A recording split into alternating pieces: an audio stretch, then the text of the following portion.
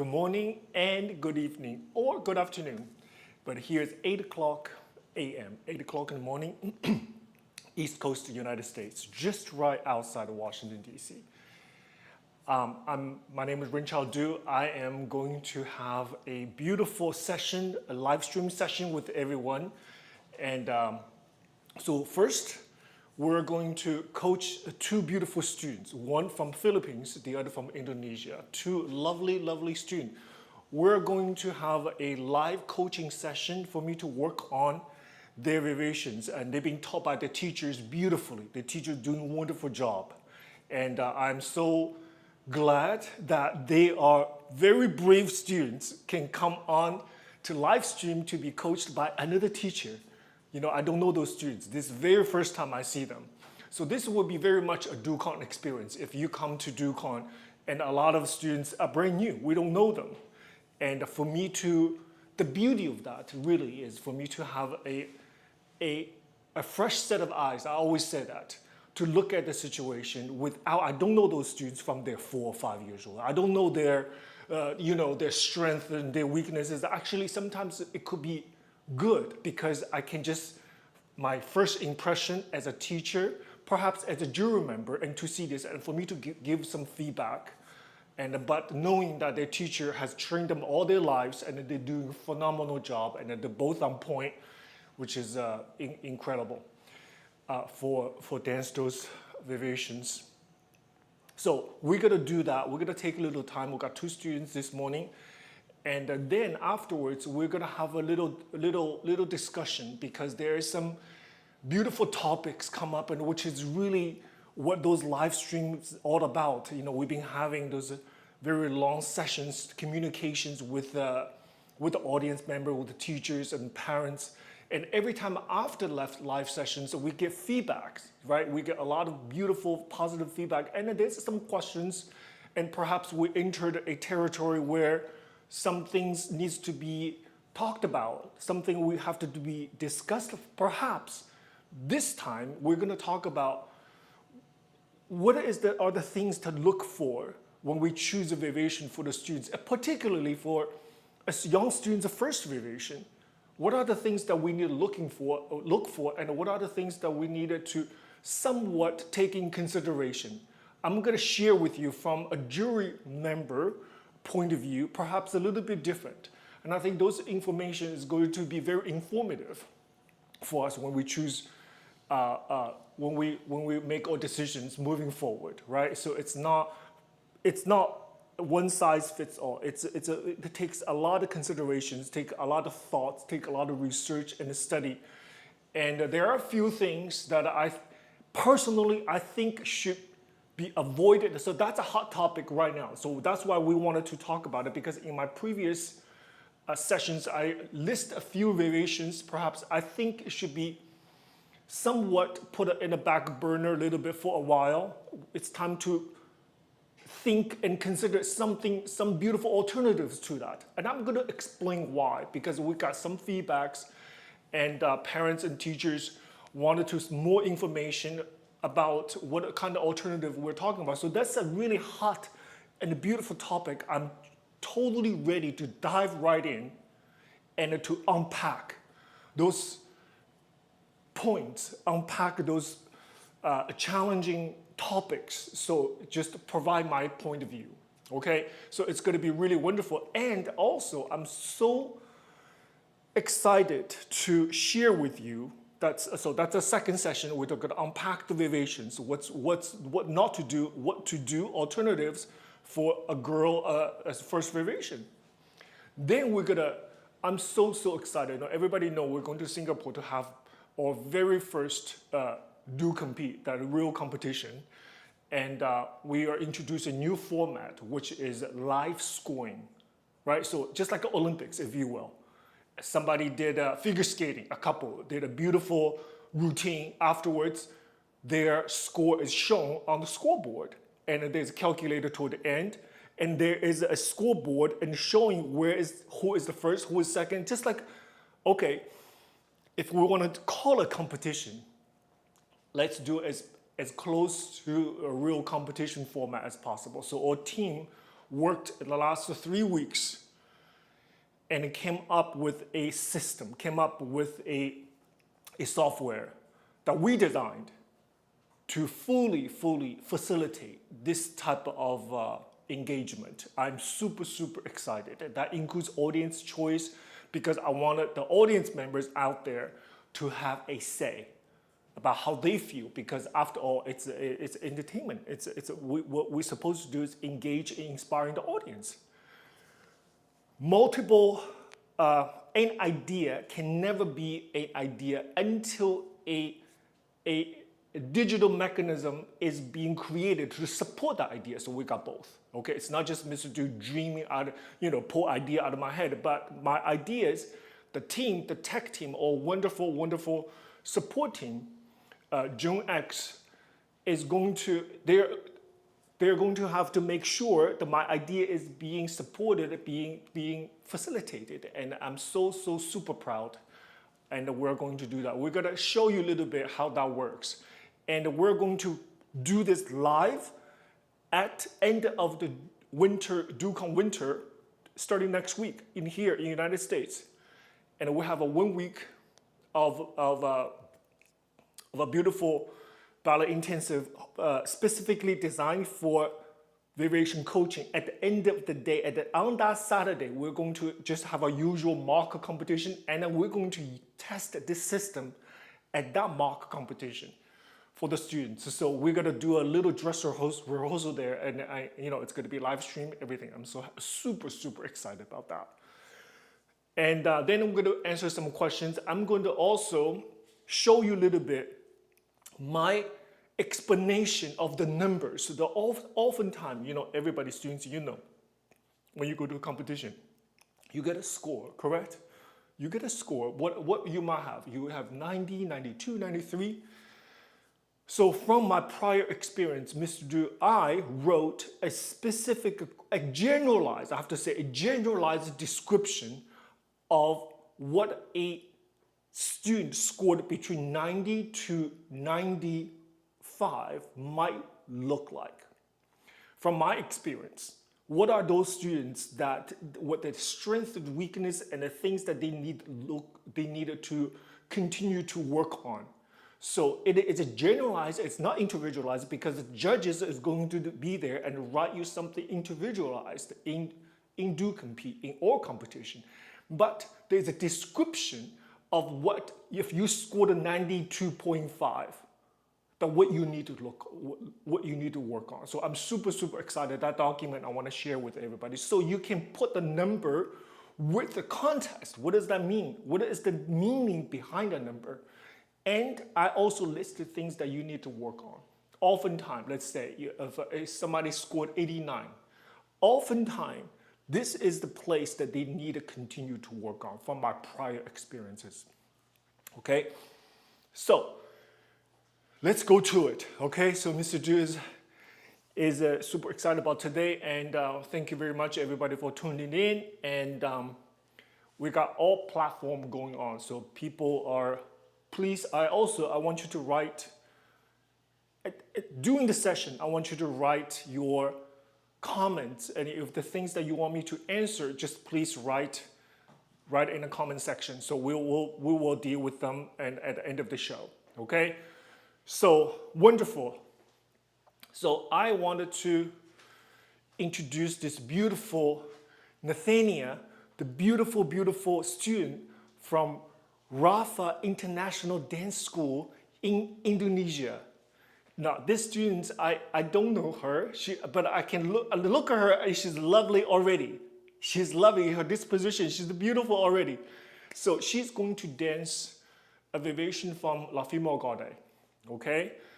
And she's in costume, everything. So we're going to just have a live coaching session with her, and okay? So Nathanielia, you ready? Don't be nervous, okay? Not a big deal. All right, let's go to the top. I might stop the music somewhere, just like a rehearsals, okay? Show me to do your entrance, please. Just like in your real performance there, from the wings.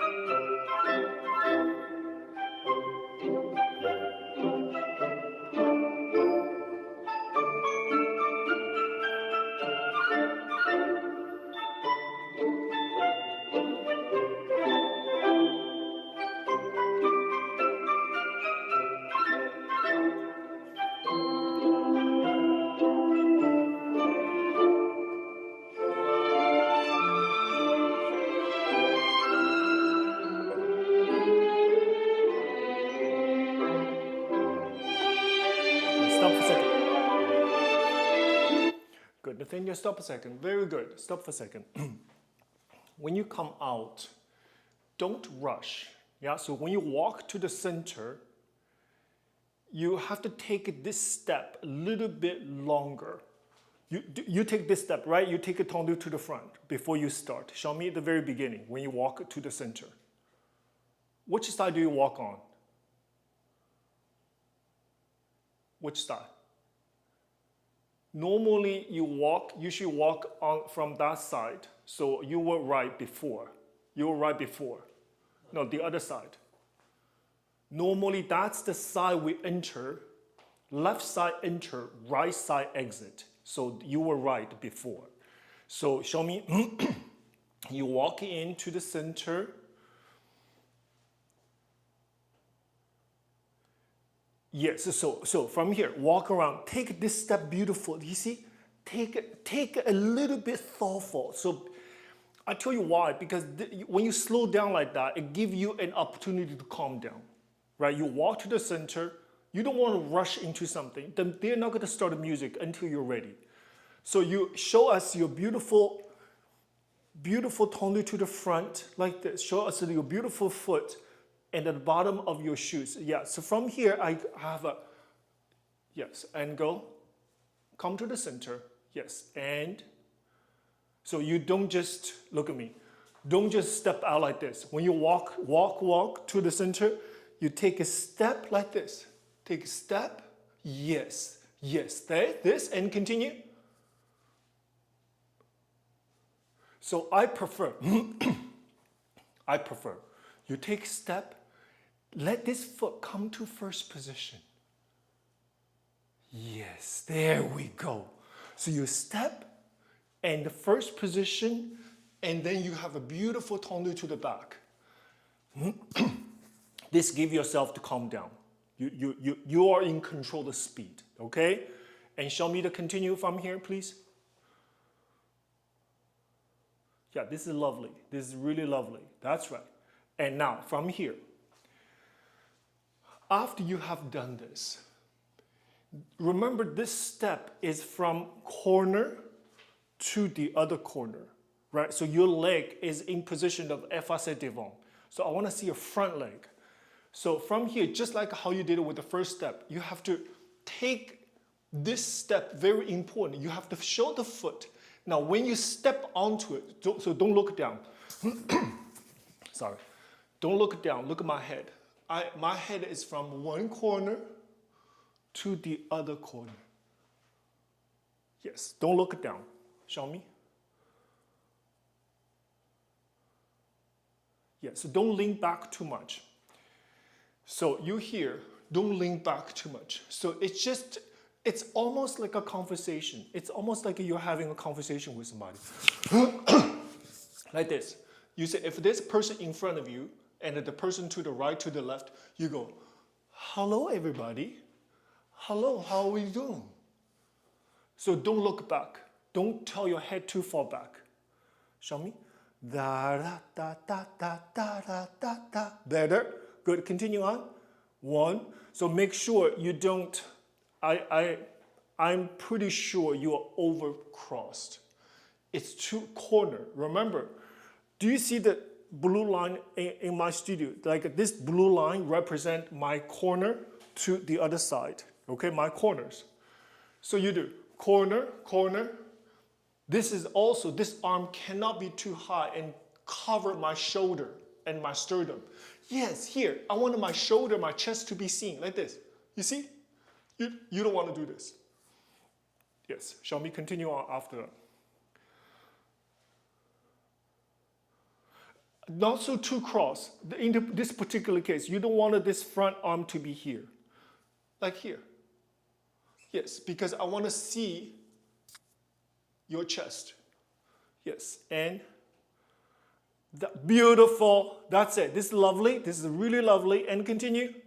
Now from here, Nathaniel, look at me. Look at me. From here, your arm don't go too far down. Yes? You did a beautiful job. This is beautiful. And the arm is to first position. to first, not to preparation position, to first. You know why? Because if you go too far down, you don't have enough time to bring yourself all the way up.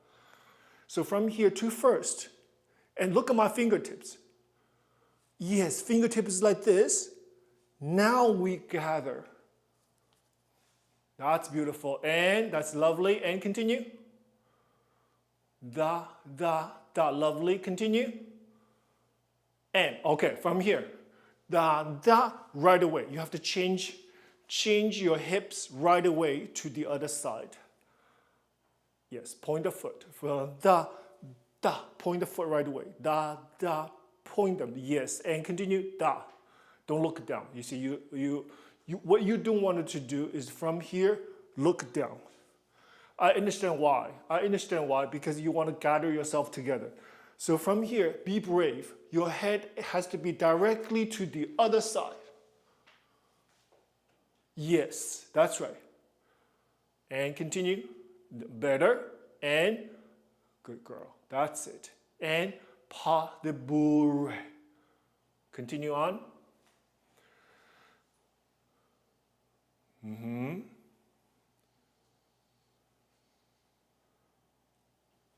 Yes, and show me the turn. Spot 2 times. Spot 2 times. Very, very strong. A lot of speed. Up, up. Hold on a second. The coordination is great. Position is great. I want you to stay up there half second longer. Half second longer. So don't come down like this. I want you to finish the turn on point. Don't worry about the landing. Finish on point. Stay.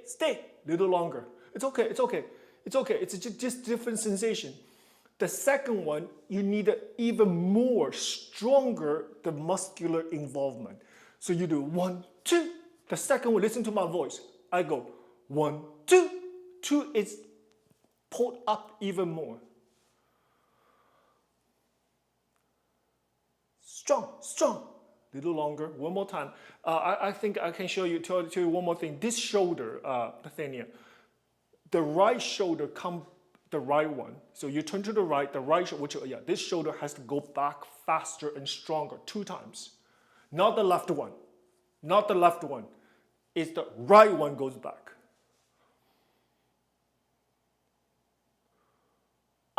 Up, little better. That's right. So you gotta have to have that sensation. Okay, don't go for the safety of so-called land in gracefully. You have to make sure that the point position you held all the way, the full 2 turns. 1, 2, then you land. I want to see a finishing position like this. Try one more time. Don't be afraid. You're not gonna fall. I guarantee you. Stay, a little bit better, okay? Good, and show me the second one, bore it forward again.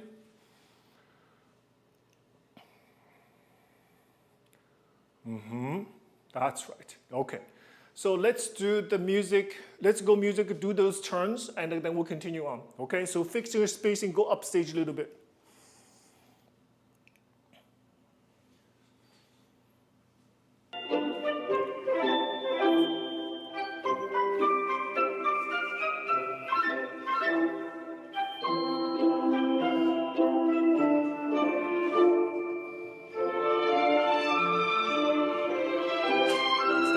Beautiful. Longer. Nice.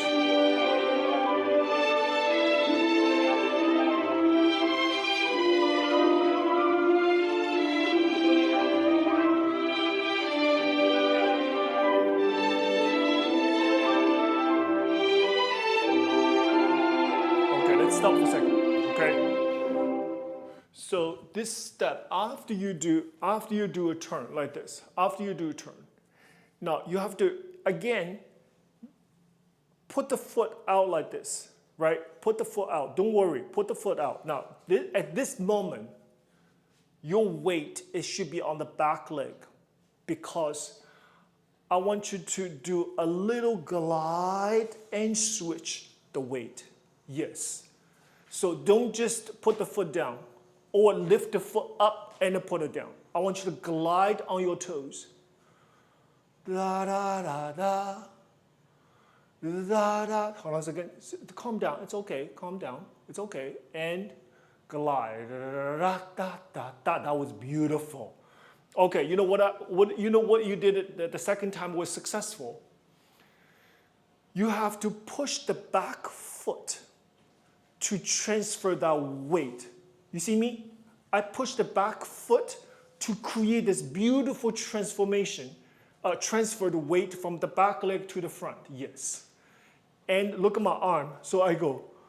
You see, I go here, yeah, and I open my shoulder. I open my shoulder at the end of the glide. Show me. Da da da. Da da da da. Okay, beautiful. Beautiful. That was it. Then look at Mr. Du's arm. I do. So from your point of view, I changed the direction so you can see my arm's here. Yes?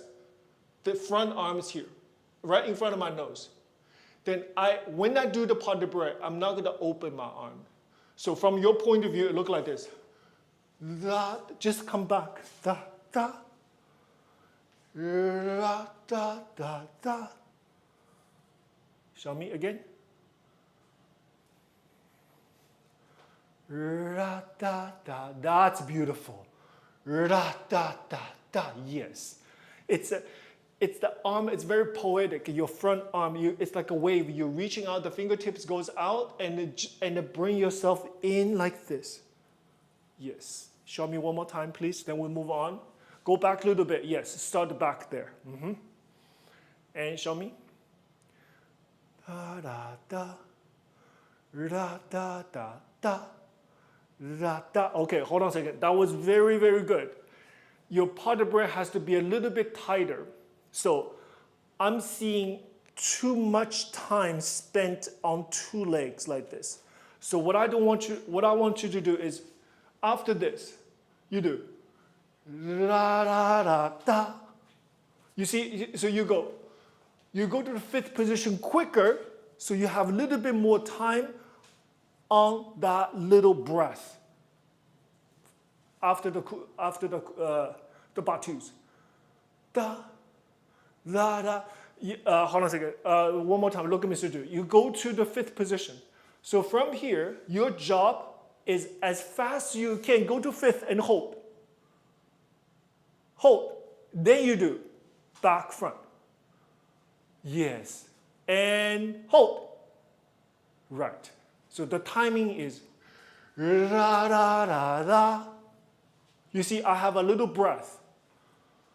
So you're not feeling rushed. Show me. And da da da da. Hold on a second. Now, great. Afterwards, you do da da da da. Hold. That's a moment I want to see. Yes, I want you to spend the time at the end of that batu. One more time, then we'll listen to music to see what that does to us. Da da da da. Da da da da. So you still have to go to fifth position. So you are doing come up right away. So I want you to go to fifth. Da da da da. Yes. Da da da da. Beautiful. Da da da da. Okay. Now let's listen to music. You have a little bit more courage to hold that balance because this is beautiful. You see me?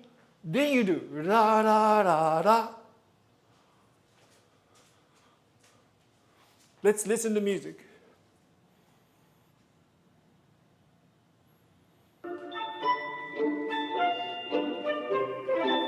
Third time.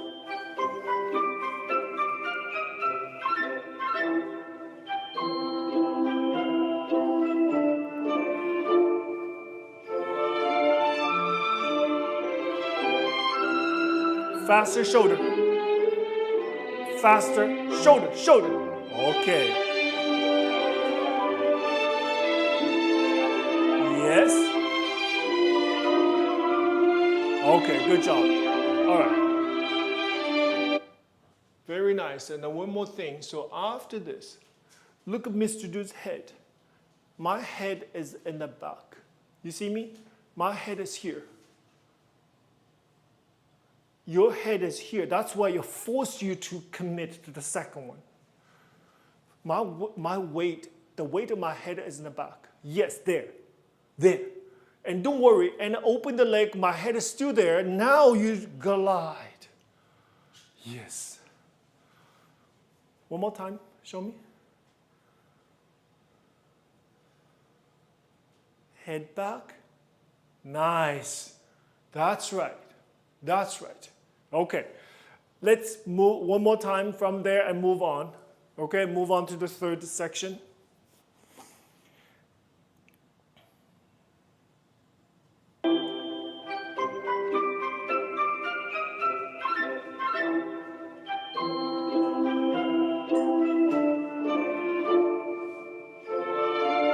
Faster shoulder. Okay, even faster. Right shoulder. Fast.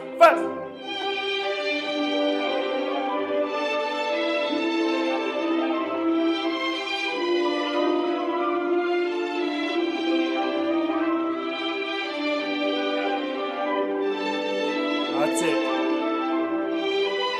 Beautiful.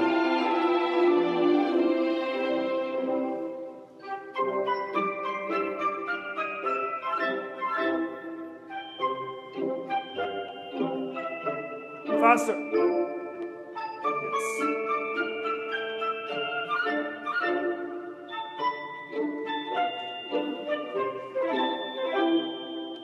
Nice.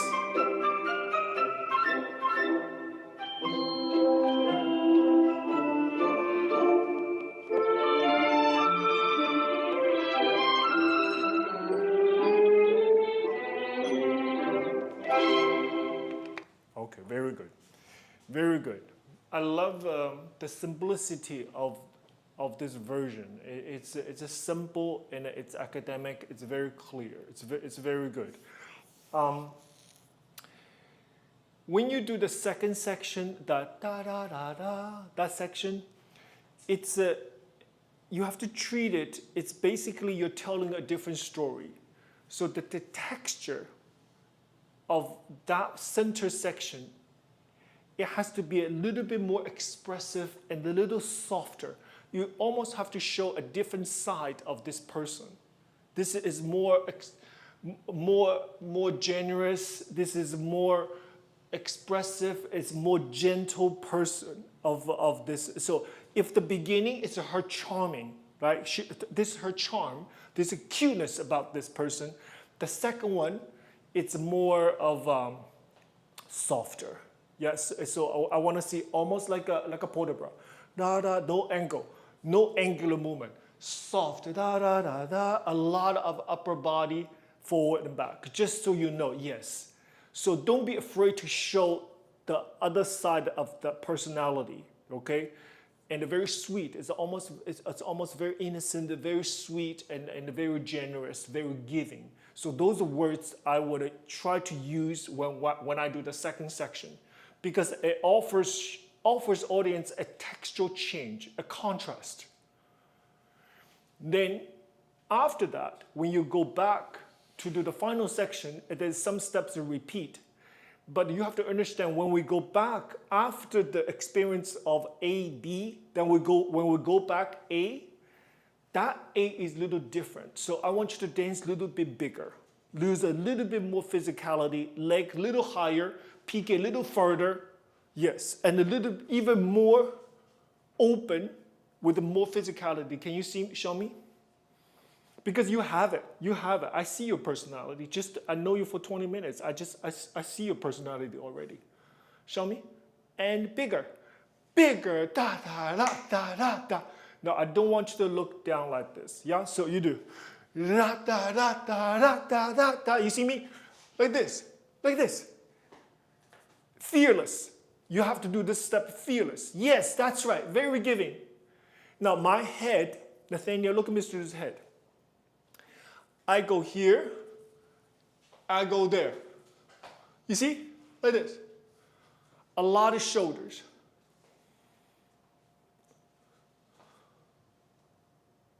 Shoulder, da, beautiful. Okay, one more thing.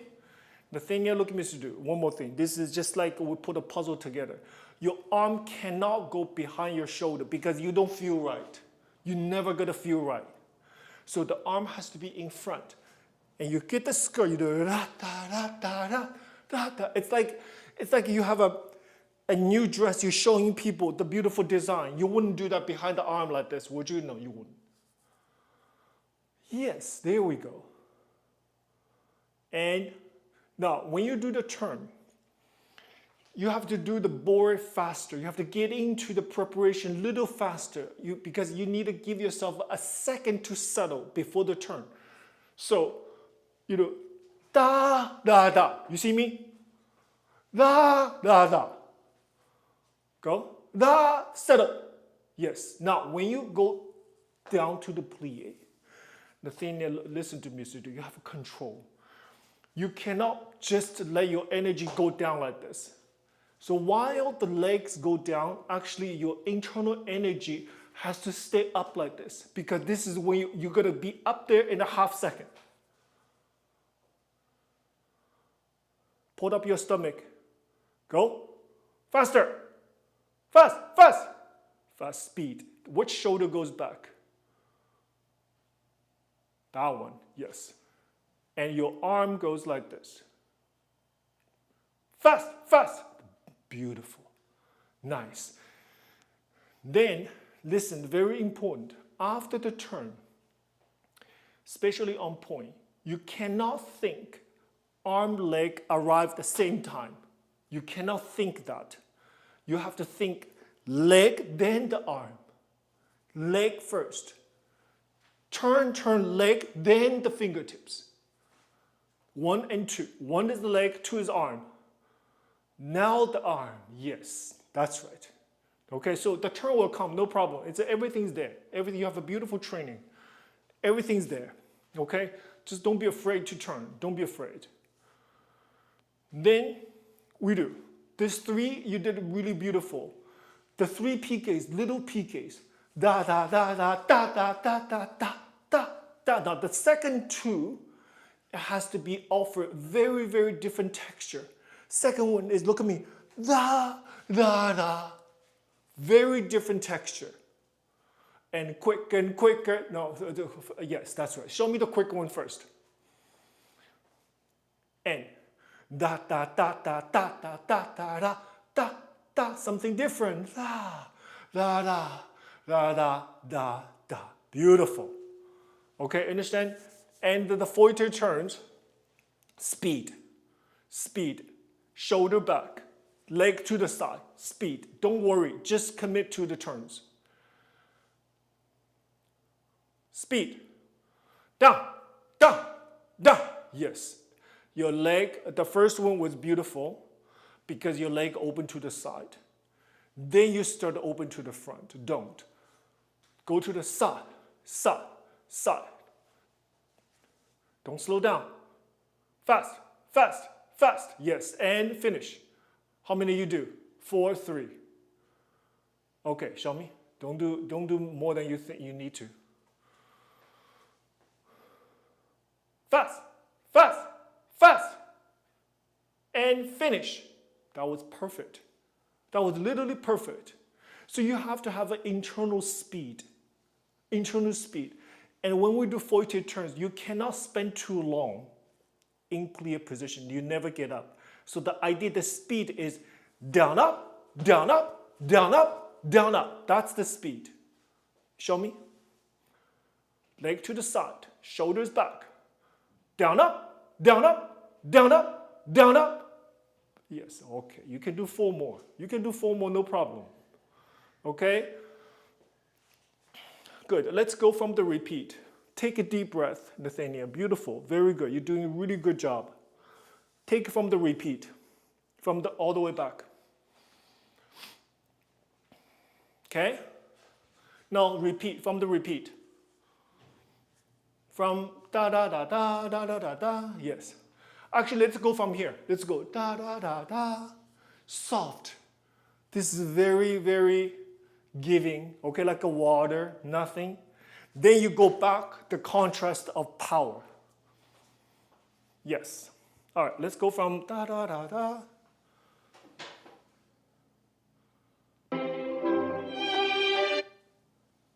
Ready?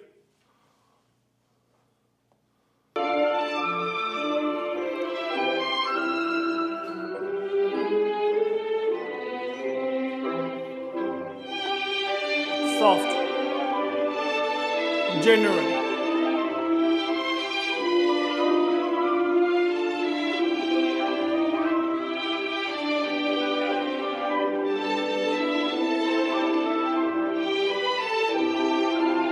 That's it. And bigger, stronger.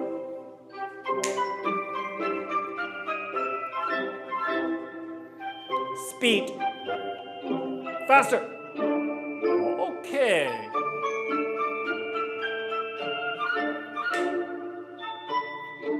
Speed. Faster. All right. Faster. And softer.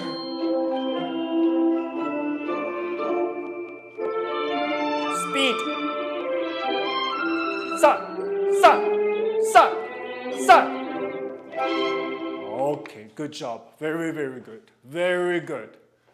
Very good. That was right. And she's a smart student. She bore it back. She knows she was too far front. I love look, teachers love smart students. You're very, very, I have to say, what is it? Very sensitive, understand the surroundings. So, on stage, you have to do the same. Nathaniel, you do not want to do the forte turns too far downstage. Understand? So you have to take that into consideration from the very beginning of the repeat. When you go back, you have to go as far back as possible. It doesn't matter how big the stage is. It doesn't matter. You go as far back as allows the lighting, the perimeter stage allow you to. Right? So you always feel more comfortable to do forte turns away from the edge of the stage. Okay? So that's just some things that you need to think about, and little things to affect the performance, okay? So few things, please write it down if you have to. I am positive. Everything I said, your teacher has said it before. I'm absolutely positive. It just sometimes with a different teacher, it's just perhaps a different voice, different point of view, not the same point of view, but said in different ways, right? So this is, I wanted the audience member to see this. There's only so much we can say about in a ballet variation and a ballet class, right? Mostly clear and turned out, to be completely honest with you. So why it's important to have another voice, perhaps, I don't know, go to DuCon, another group of teacher, because they're a set of fresh pair of eyes, and perhaps pick an opinion, pick an angle, and pick things that you might have missed just because you know this girl since when she was 4 years old, right? When things are so familiar, you don't even know it's there. Just like when we walking in our own house, there's an object is there. It's been there for years. It's a wonderful, beautiful piece of artwork. But your guests come to your house and look at this piece of artwork. Oh my God, what is that? This is beautiful. It's like it's been there for 10 years. I never noticed it. Right? This is the same thing when I see Nathanielia. Perhaps I see something because her teacher know her for years. Maybe missed, maybe, because of familiarity. Let's put it this way.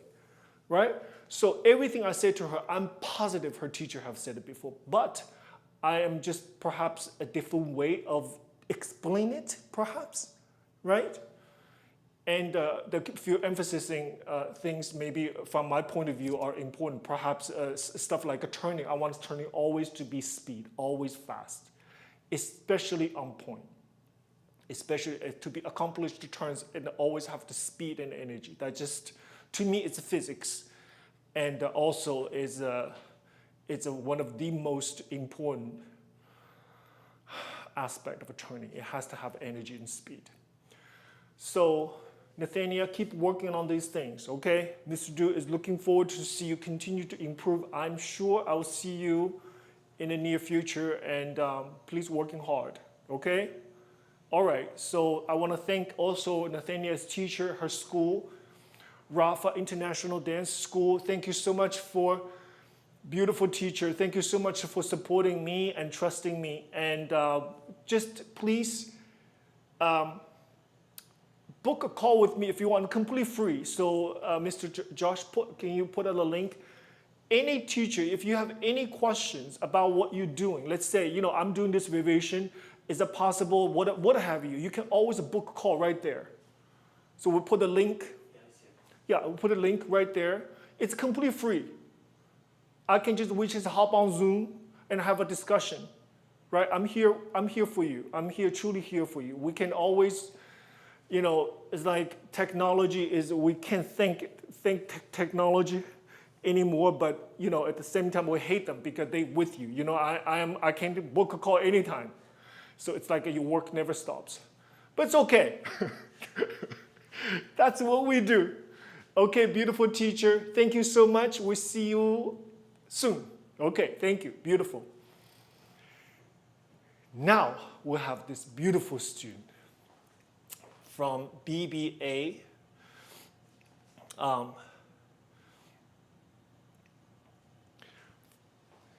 From BBA Academy, a beautiful school from Philippines. Okay, she is going to Esmeralda, a beautiful student Esmeralda is going to dance variation from Swan Lake for us. Okay, we can't wait because she has a wonderful teacher, and I appreciate her support very much.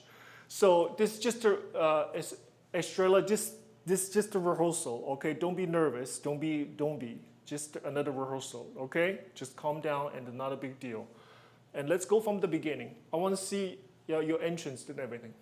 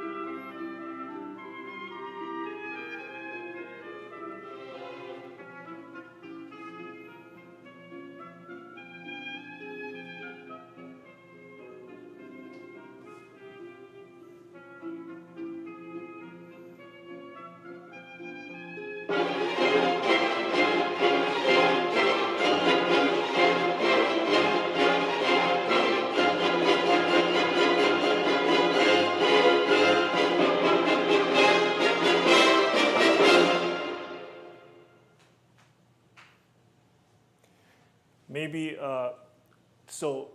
were you late or is it Zoom or were you a little late? It's Zoom delay. So you're on music, correct? You're on music when you ended. Okay, good, excellent. I love Australia. I love this version. It's very nice. I love Black Swan. This particular version. It's more appropriate to the students, in my opinion. So let's go back. After the grand jeté, your entrance, which is really nice. Now look at Mr. Du's head and hand. So you big jump like this, yes? And you allow the back leg to come through. When this back leg to come through, look at my head and my arm. It has to go down a little bit like this. Just a little bit. Get you off, come around that circle. Show me. And continue on. So from here, you see, I come down a little bit. Then I come around, I can open up again.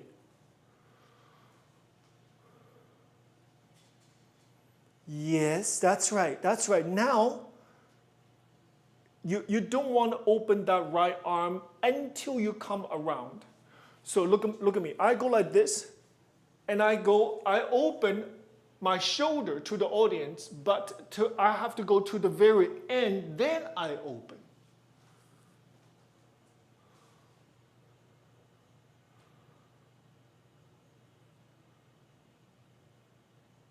Yes, that was better. So this way. And now, then look how I curl myself down like this. So we don't want it to see this way. You have to go, so from my point of view, this way. You see? So my arm goes like this. And she's still strong. She's still strong. She's not trying to be apologetic, no. So from here, look at me. I go like this, I calculate, and I open.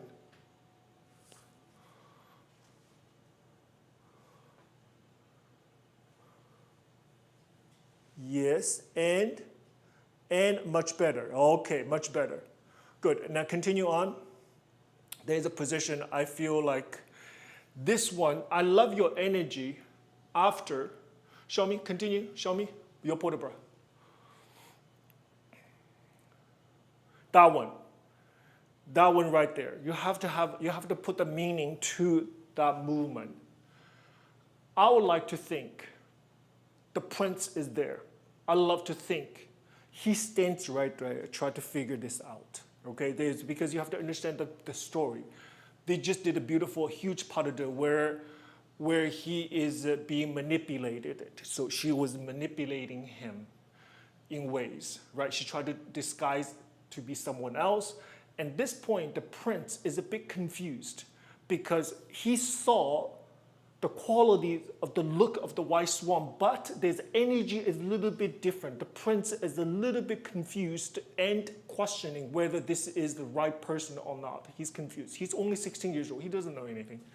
So from here, this one right away, you have to feel perhaps.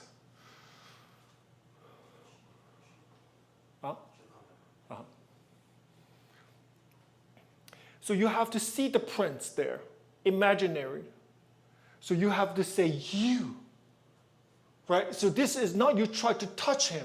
This you try to transfer the energy, try to manipulate him, use your energy, use your eyes, use your shoulder. So therefore your arm cannot be too rough because that's a different language. Yes. And shoulder a little down because the audience needs to see what you're doing. Put your arm down a little bit, little lower. Lower your arms. The front arm. Yes. So it's like I'm talking to somebody. I'm saying, I need you to look at me. I'm not going to cover my eyes when I do this. You say, because you try to get his attention. You want your eyes to be shown to him. Right, you don't want the arm too high, then cover your eyes or your face. Your arm has to be absolute below your face. Below, please below. Below your face, your entire face. Yes, that's right. Now the message is very clear. You say you and look me dancing. Yes, and continue on.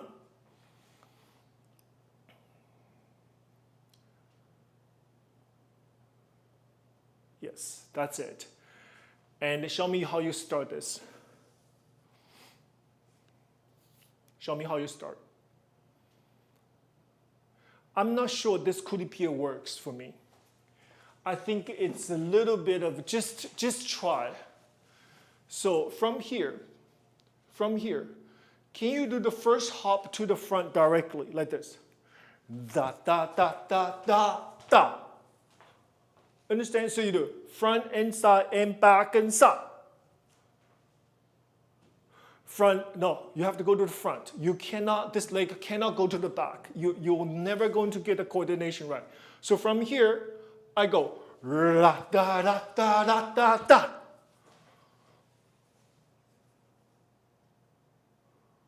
Ra da da da da da. Second.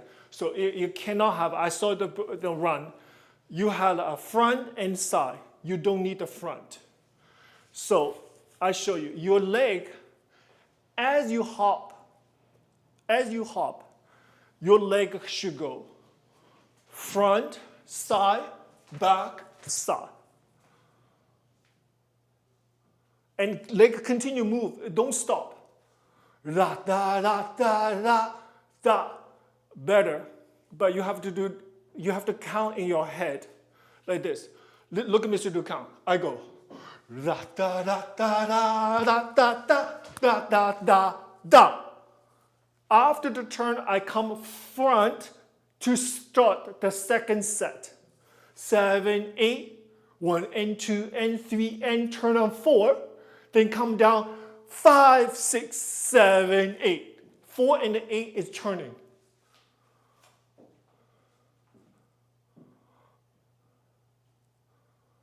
One and 2 and 3 and 4, 5, 6, 7, and 8. Better. Okay. Good job. Stop. That was. Let's listen to the music. When you put in to reiterate, Estrella, look at Mr.'s arm. After the second, my arm is like glued to this. My fingers closed, elbow lift, my palm close to my chest, like this. And when I open, I go directly in.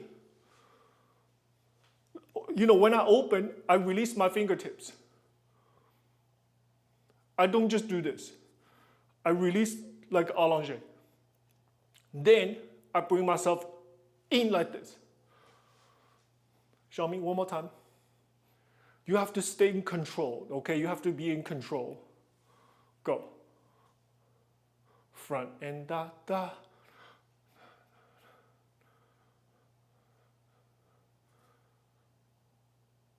That's right. Let's do the music. Let's go from here. You already entered.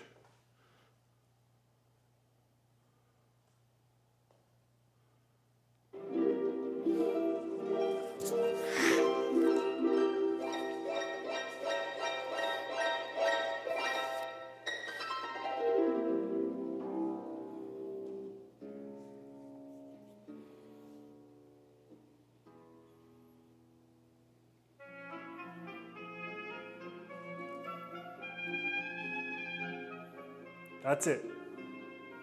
Better.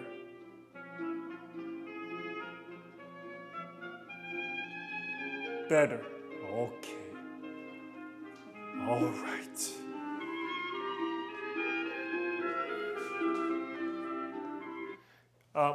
Much better. Much better. Okay, much better. I feel like comfortable. You're in control. Remember, this is a long variation. And in the beginning, this part, unfortunately, the hardest part is right at the top. This is a difficult step. But you did very good, especially this time. When you, the very end, when you turn, the last single or double, you have to open your arm, look in. So you, which position you finish? Mark the last turn for me, please. Just mark the last turn.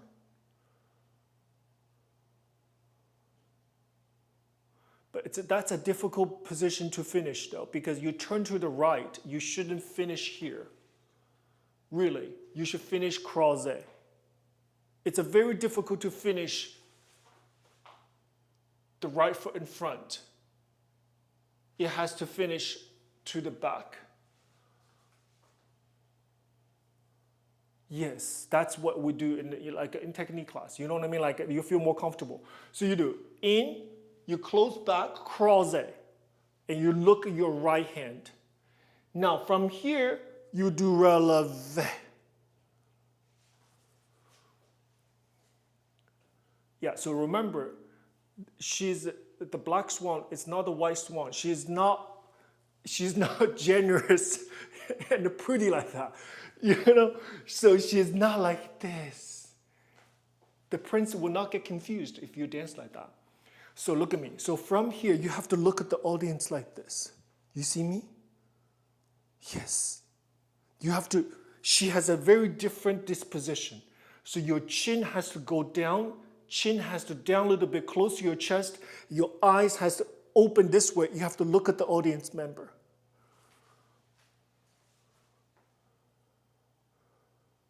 Yes, has to be very strong. Your eyes, the glow, it's like has to be like a laser.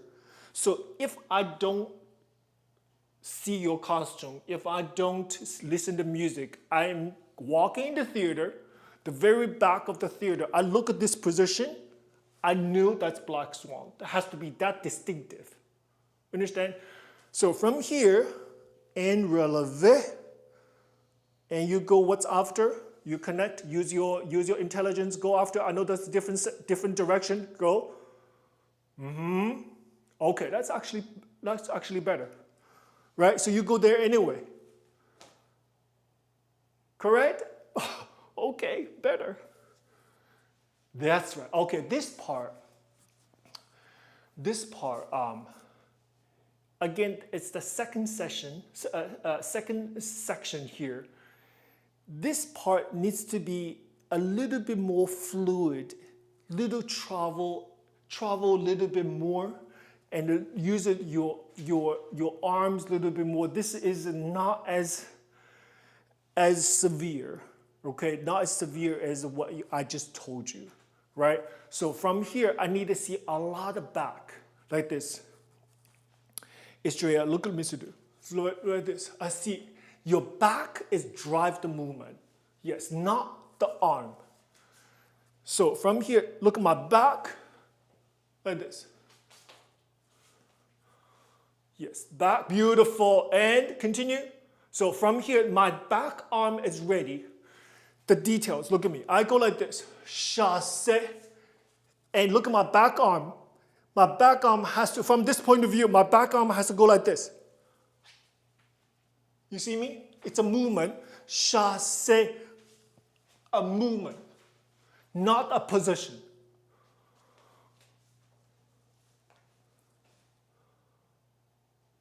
Yes, that's it. Okay, here is a moment we have to capture. After this is the moment the black swan showing herself, true self now. This is the moment, yes. And you have to look at the audience. So you go like this. This is perhaps very genuine, very organic, very beautiful. And this part, she can't help it. See? Yes. And I'm going to have a moment with the audience right there. So there's two focus for this revision for you. You have to find your prince somewhere on that stage. You communicate with him. So I prefer that corner, on your left-hand corner, because in the beginning you went to him, right? And this part right here, and you look at him.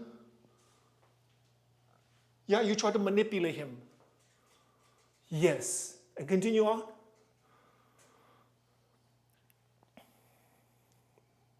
Yes, beautiful. And this is the moment, from here, this is the moment you look at the audience. You show your true self to the audience. It's the same as this look right here. So this cannot be a white swan. The chin has to be down. That's the characteristic because that is the evil part.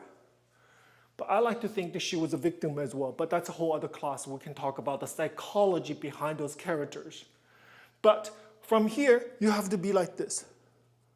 Look at the audience. It has to be believable. So after you look at him, and you have to look at the audience this way, with the eyes open. Yes, and continue on, please. Don't stop until I tell you stop. Yes, beautiful, and the same here. No. So after your left side, in chasse, they're the same. Continue. Yes, that's right. So this side, from here, this just let go. You did this already. So this one, just let go. Show the movement. Second side, repeat. Just let go. Yes, the back, correct. And to this part, to the audience. Yes, and continue. Don't stop until I tell you to stop. Yes, and the audience. This is to audience like this. To audience. Continue. Okay, good job. I actually prefer get yourself a stop. Get yourself a stop before you walk. You need the exclamation. Yeah, hold on a second. So you hear, look at my arm. So I go like this. Rah, strong, rah. Or it's even better.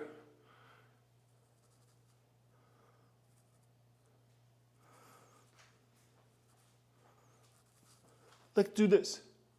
This Swan Lake. This arm. This arm. So she's tried to be the white swan because this is a beautiful position of the white swan. She's mimicked, she tried to be like this, but she's not. Yeah, can you do that? So after this, look at Mr. Do. I pique the arms like this. So you do 1, and you look at the prince down stage left. And look at him. So after this, look at my arm from the side. It's just like this. You try to disguise, because in the second act, the white swan is shield. She shields herself from, she protects herself, but she's peeking out from her upper arm to see the prince. So this was a signature motif of the white swan. She's scared, she's afraid, but she's curious. So in this case, the black swan tried to mimic. Yes, but she's not. She has a different energy. So from here, look at my back arm. You see? Yes. Beautiful. Beautiful. And open your elbow. You look at him very differently. You look at him as like prey. It's like you look at he's your prey. Yes. Not try to express yourself, but you look at it. You look at him. It's like you're hunting. You're hunter. That's the prey. So from here, look at him.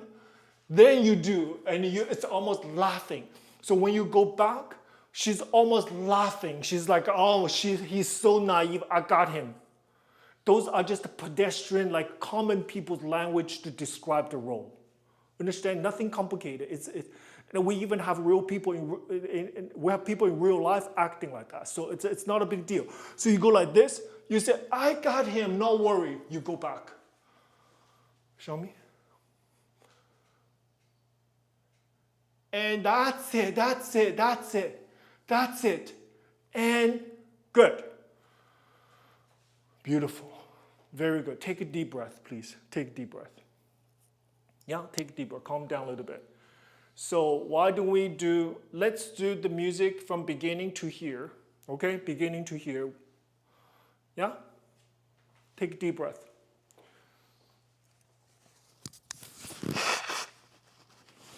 So this is something, if a teacher out there watching, Esmeralda, take a deep breath. So teachers out there watching this, there is a things in rehearsal, it's called the perpetual timing of the rehearsal. So we as teachers have to control the tempo of the rehearsal. I'm not talking about the speed of music. No, I'm not talking about that. We have to be very intuitive to students where the rate, how they absorb the information, and we have to detect to a point where that's kind of hit the top, right? So at that moment, we have to retreat. We have to give them a moment, take a deep breath, and to calm down. Just like a breath. We take in, we cannot hold the breath too long. So when you take in, is how we absorb the information. At one point, we have to let it go before they can absorb more information. So I learned this actually just by sitting next to people who knows coaching, who knows run perfect rehearsals. It's not the fact that things come out of their mouth is so extraordinary, so this, so that. It's that's just kind of half of it. The other half, really, they're master of control the temperament and control the tempo and the speed of the rehearsal. So I feel like I'm sitting next to these people, those true masters, and I know the dancer, from their body language, they're just at the peak of absorbing information. Then the teachers, they detect this so perfectly, they're so intuitive, and they back down. They back down. They give the space, provide oxygen for people to relax a little bit. Right? So this is what I learned actually just sitting next to this extraordinary, truly, truly masters. And the rehearsal can be very effective before anybody gets frustrated or overwhelmed, anything like that. So by the time sometimes we go overboard, it's a little too late. It's right before, so we have to retreat. So this is something I think teachers have to be very aware. You have to be intuitive about this. So I just feel like we just need a moment to calm down a little bit, okay? Not a big deal. So let's do the music, Estrella from beginning, and then we stop from da, da, da, da, da, we stop from there, okay? Before that. All right.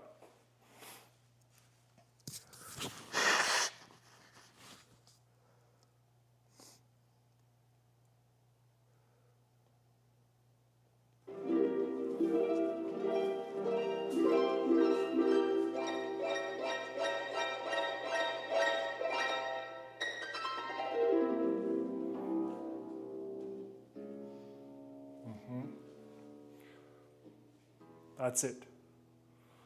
Stay calm.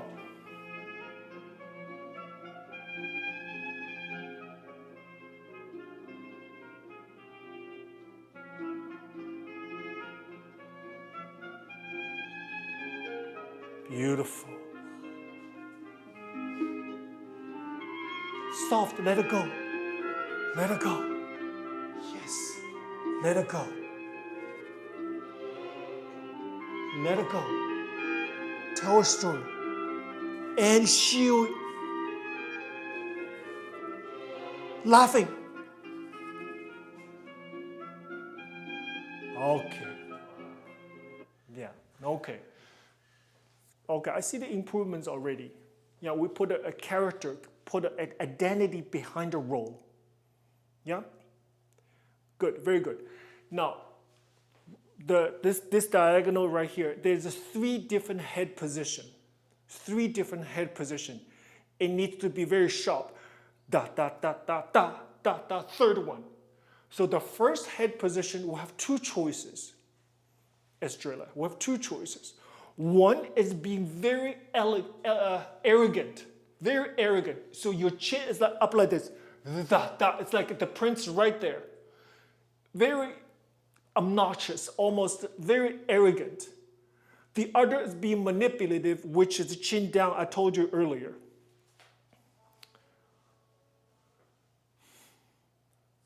Let's wait for them to come on.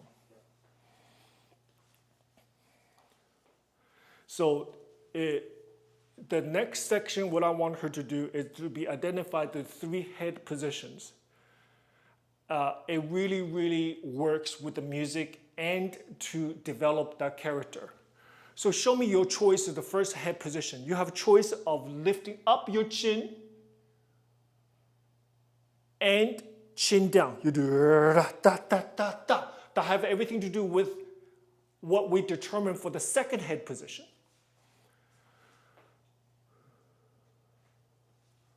Show me. No, I don't want this one. I gave you 2 choices. I don't want your choice. This is not about the audience. No.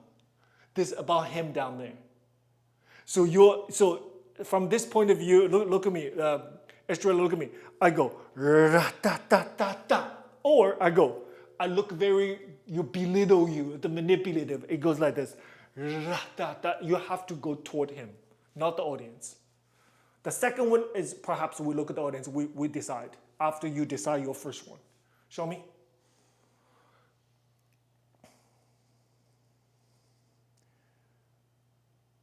Okay, good choice. Good choice. The second one, so you have a chin down. Great. I love that. Da, da, da, da, da. The second one is going to, your chin has to go to the other corner. You do da, da, da, da, da. The other corner.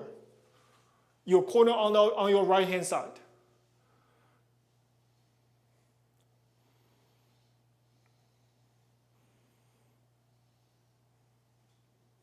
That's the second one. Show me the first and second.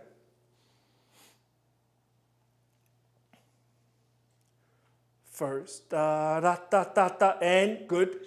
And what was your choice for second one? So it is a third one. You go da, da, da, da, da, da, da, da. Third one is both up. Ra, da, da, da, sa, and up. Nice. Beautiful. Beautiful. Yes? So the 3 is a different flavor. The first one is a control manipulative. And the second one, we see the audience, see your profile. The third one, perhaps, this is the resemblance of the white swan. There's 3 different values. Can you show me? And then do the turn after that. And da da da da da da da da da da. Good. Da da. Hold on a second. After your turn, Estrella, look at me, student. After your turn, you have to finish there. Finish there. Arm open to demisecond. This is after your period. Yes, because this allows you to continue to do this. You have to open your arm at the end of the turn. Yes, and now we can continue. Show me. Ra-ta-ta-ta-ra, ta-ta-ra, da-ra, da, go. Ra-ta-ta-ta-ta, da-da-da, da-da, da. Again. Ra-ta-ta-ta-ta. So this part, the third one, Estrella, look at me, to do. Third one, don't hold the attitude. Yes? So you do. First one you do, hold. Da, da, da, da, da, da, da, da, da. Otherwise, you'll be late. Understand? Da, da, da, da, da, da, da, da, da, da, da, da, da, da, da. The third attitude is just a little kick and come back down. Ra, da, da, da, da. Da da da da da da da da da da da da da da. Go. Da da da. Third one, show me. Da da da da da da da da da. Okay, hold on a second. Hold on a second. You choose the transitions like professional don't want to avoid that transition. It's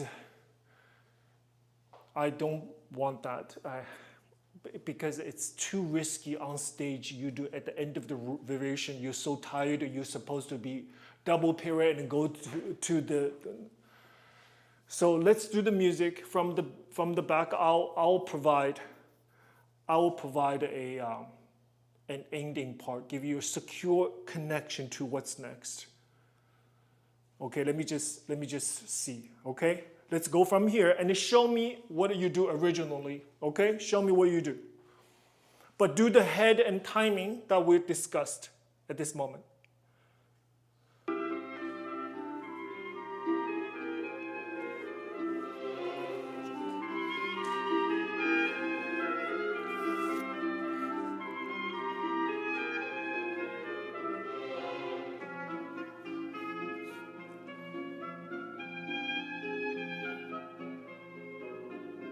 That's it. There we go.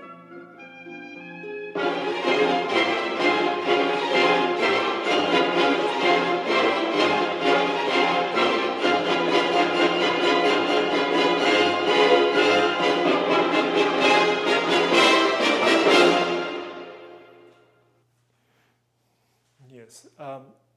Esmeralda, actually, you're doing a very good job. You're doing a very good job. I'm not gonna touch it. It's okay. You did a very good job, very good. So it's okay. You just have to make sure the last one, you are taking off that period en face, correct?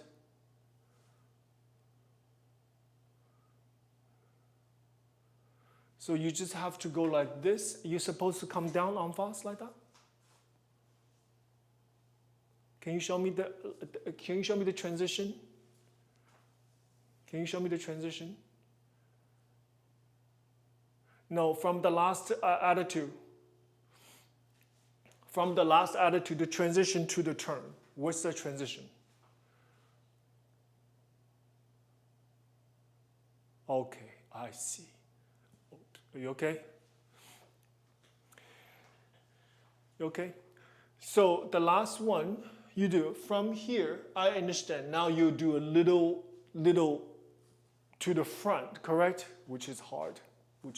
Like at that moment, like suddenly you change directions to double period en face, down. It's hard that way.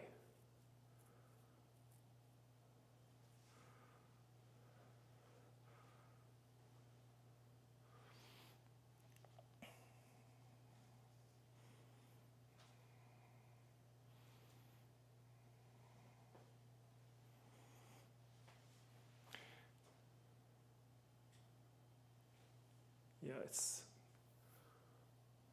Can I hear? Can you mark from that direction? Just mark for me, and perhaps just do the last one. Okay, just mark from the diagonal.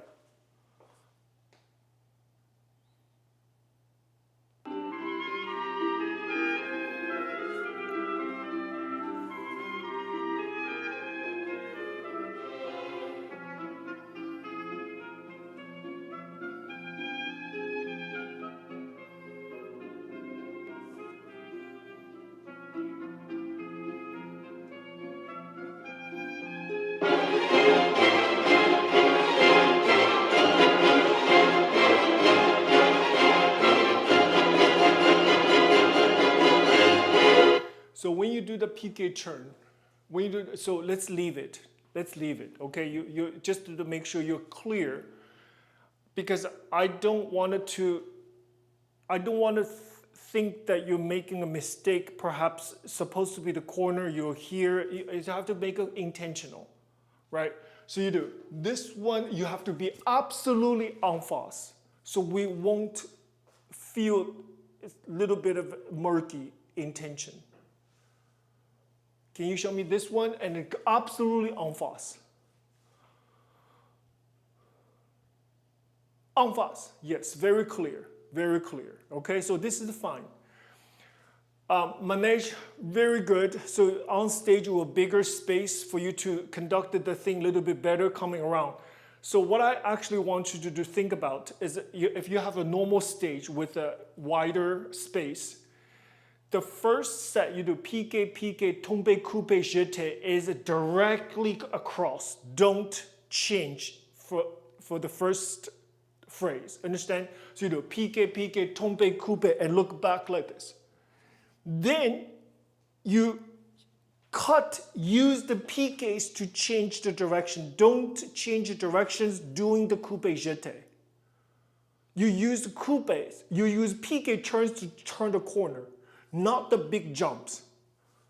Just mark for me. No, flat across. So you're from this side, yes. All the way.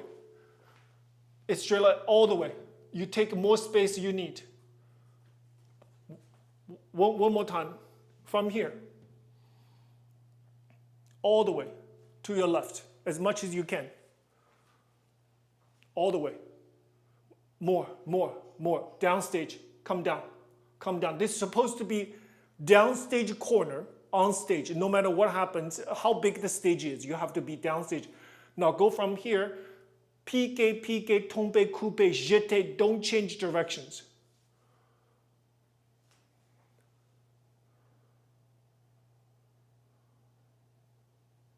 Good. Now, hold on a second. Your head. Your head has to be here, not there. Tombe, coupe, jete. Head, look back. Yes, that. One more time, please.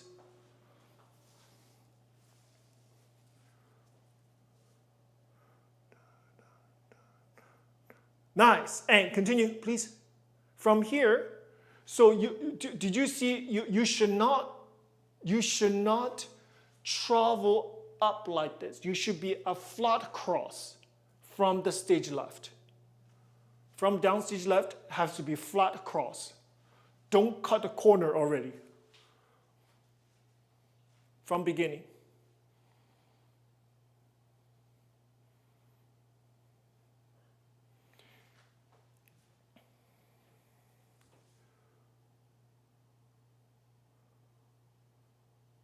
Nice.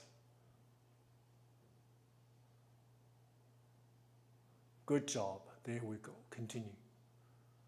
Now suddenly you have room for everything. Don't stop, sweetheart. Don't stop. Continue.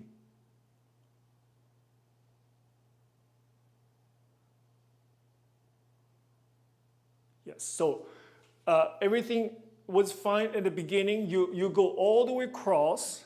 Yeah, then you go upstage. You don't cut this corner too soon. You go upstage, then you do all the way across this way. Then, Esmeralda, don't become a diagonal. You have to make sure it's a manège. You still have to come down a little bit. Then you continue finishing the circle. Yes, you have to map it out. I know the studio is on the smaller side, but if you listen to my instructions, you can do full. Show me. Downstage, down, down, down, more. Yes, you should start there and go.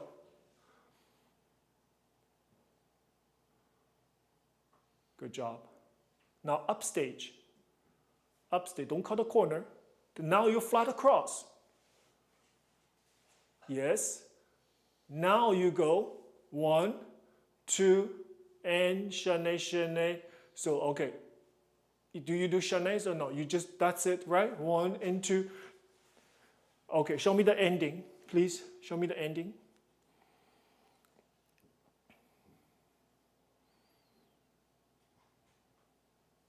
Okay, beautiful. So after that soutenu, look at Esmeralda, look at me. After soutenu, I need to see a front foot like this. Yes, there. Look. Okay, you have the beautiful legs and feet. We need to see it all the time. So from here, I glide. Actually, I prefer the left arm up. So from here, because he's at the left side. Remember, he's at the left side. So,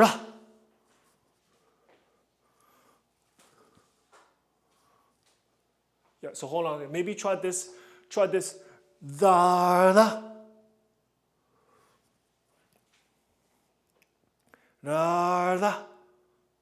Okay, now you did something really beautiful. I feel like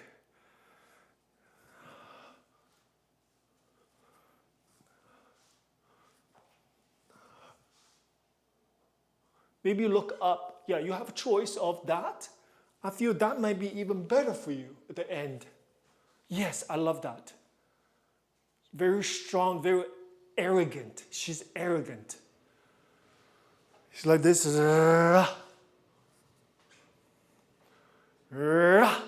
Yes, okay, better. So we need to see that character throughout. One of the things she did was very, signature. She laughs. At the end of the pas de deux, there was a review because he says, I swear. They made him swear. So I swear I love you. I swear. Once it's swear, the review, that's not the one. The review, the white swan in the back crying. She's crying up there. And right after that, the black swan, Odile, laughs. She's a ha ha ha. It's a very evil part of her. She laughs. She just manipulates somebody's feelings. And once she got him, she laughs. She says, you're so weak. Right? So in this case, there's a perfect moment after this. When you run back, you have to let us feel this way. You feel you have all the power. And at this moment, in real full-length ballet, the poor prince is on the side and look at her and completely be seduced by him, but he's confused. He's trying to think whether this is true or not, right? So the communication happens during this solo. So it's very important when you do this on stage, although it's stage bare, there's nobody on stage when you do this, let's say perhaps go to the competitions.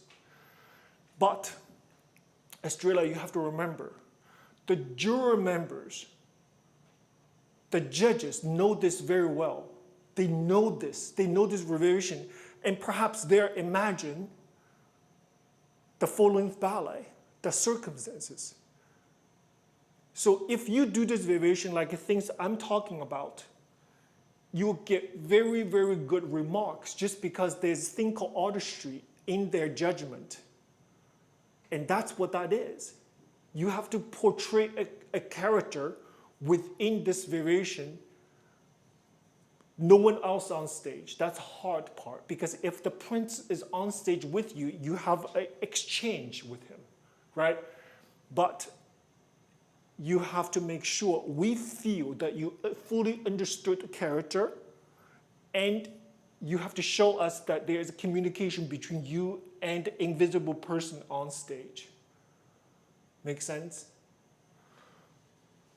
Yeah, so I feel like this is something that we can work on. You can make this variation, make this character alive. And that's something will make you stand out, okay? Can we do from da da da da da da da da da? This is the breath. After the turn, this is breath. Da da da da da da. Understand? There's not sort of position. After turn, go. Da da da da da da da da da. Okay, let's go from there and all the way to the end. Make sure the manège spacing, just follow the instructions.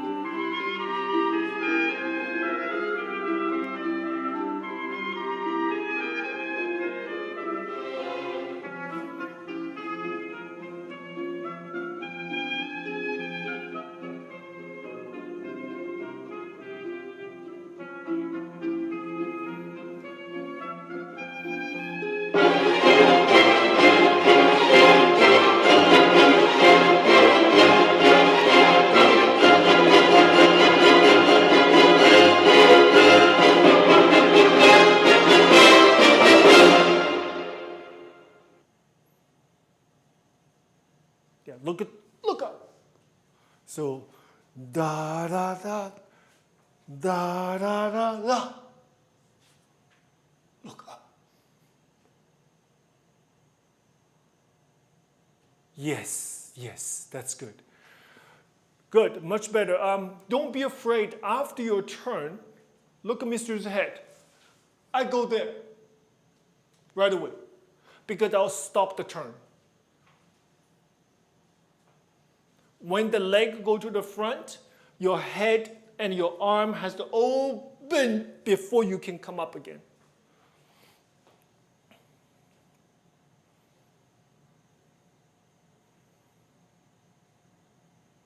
Nice.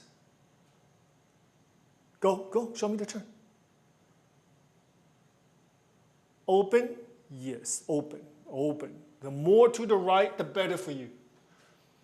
Yes. And I do, yes. Okay, that's better. Good. One more thing. After the big jeté, tombe, coupe, jeté, this leg has to come up a little bit faster. Has to be more sensitive, rebound faster. You're a little late getting to the second set of piqués.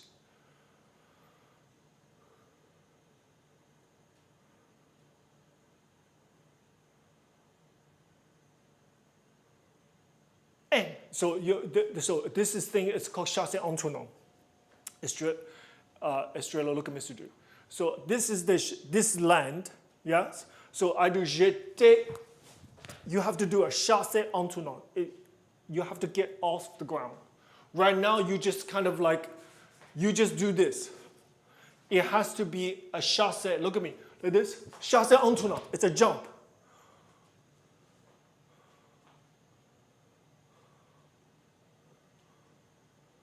Do the after the jeté. Do the jeté for me.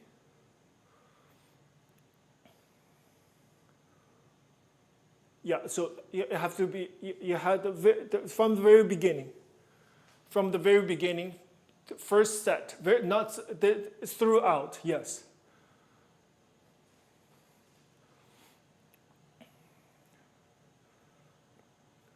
Jump, jump. So your teacher tell you.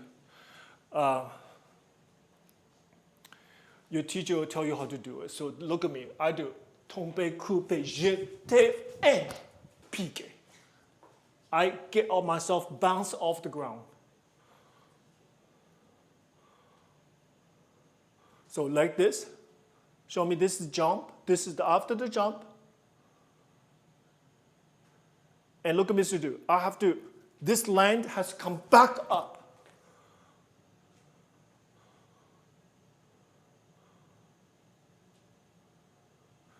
But this leg has to come up. Look at me. This leg, you see me? You are doing the same coordination, but you didn't do the jump. It has to come up. Jump. Jump. No, you cannot put this foot down. It has to jump with this leg.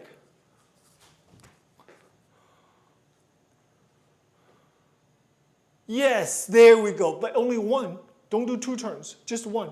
From here, only change directions. After you come, take off from the landing leg. Go. Yes, there we go. Again. Again, again, again.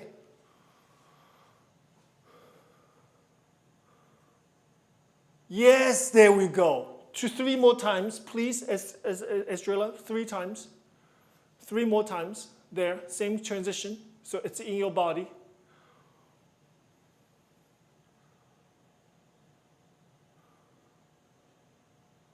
Yes, that's right.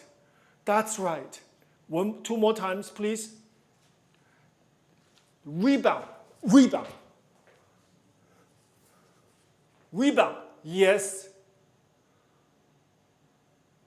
Rebound. No, you didn't do rebound. Because if you don't do it to get you around too fast, you're not ready. It's a wrong physicality.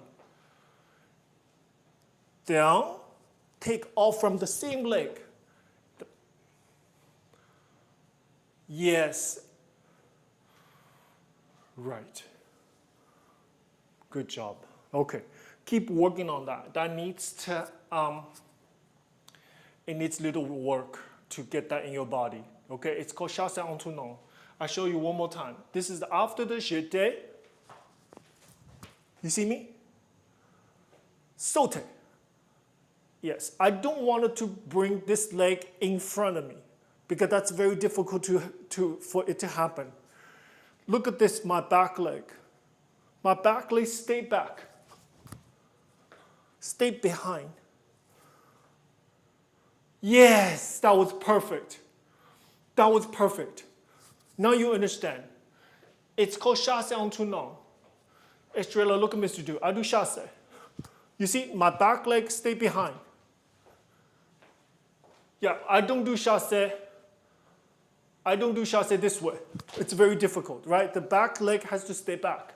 There's the same mechanism from here, because the back leg has stayed in the back. One last time.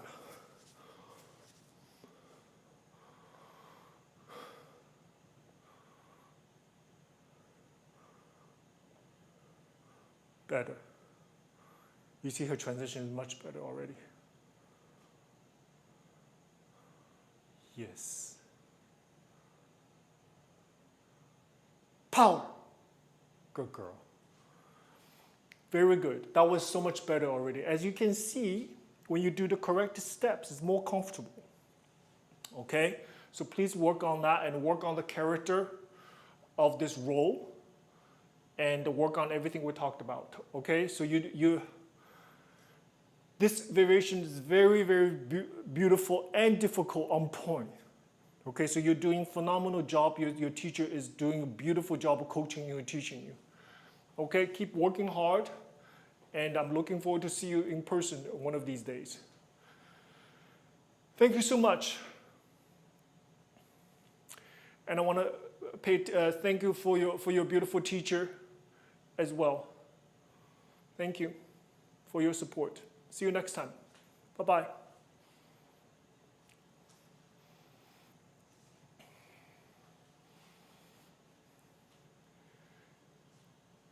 Thank you.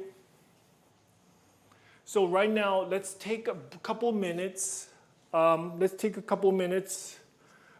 me organize myself a little bit so we move on to the second session of our live stream. Okay, so everybody just take a minute, drink some water and everything else, and then we resume very, very soon.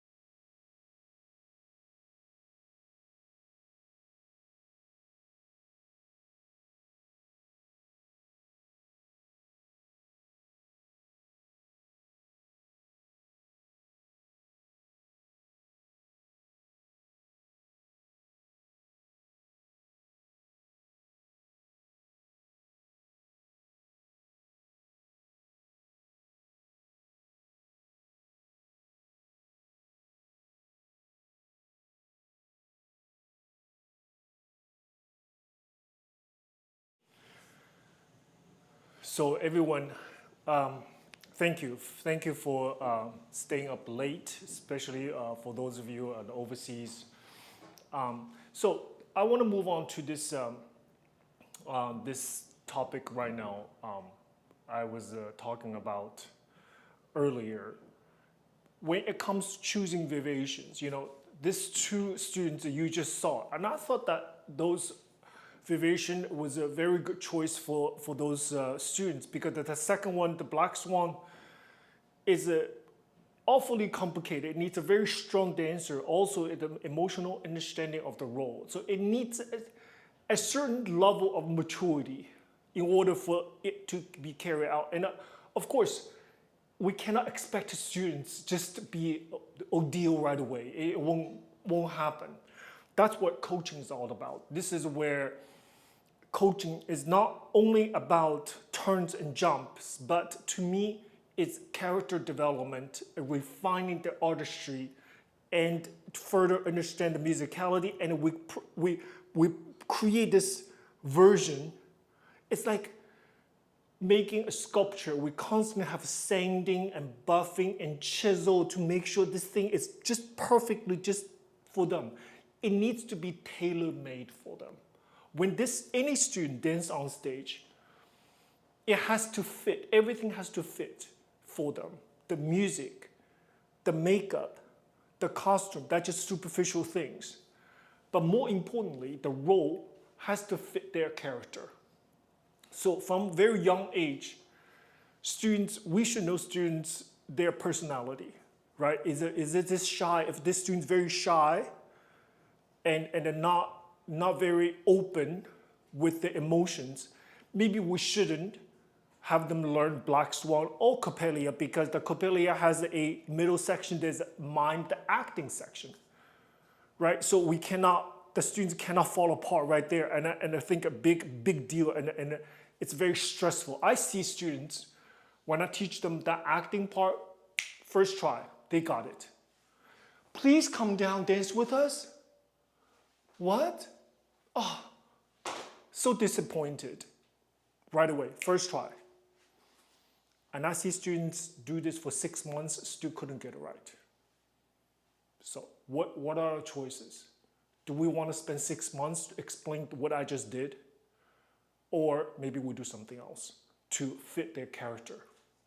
Okay, so that teachers do have a responsibility to study student a little bit to see whether this student is a bright, quick dancer. Then maybe we can do something jumpy and excited and happy and open. There's plenty of variation can facilitate that, right? If we see a student a little internalized, maybe we can do something different. So we do have to do that research, and it must not be a blanket, one size fits all situation. So in previous sessions that we had, and I mentioned there's a few variations I don't think it's suitable anymore. Not anymore, I have to rephrase myself. Those are beautiful classical variations, been around for years, has been done so beautifully by professional dancers. The reason I said is there's two reasons. Why? Purely just overdone. For example, I mentioned the bluebird variation, right?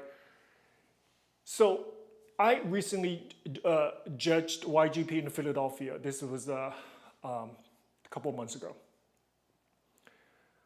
Guess how many bluebird I saw? Guess how many? Maybe one. I don't remember. Maybe one. That's it. Nobody does that anymore. Nobody do it.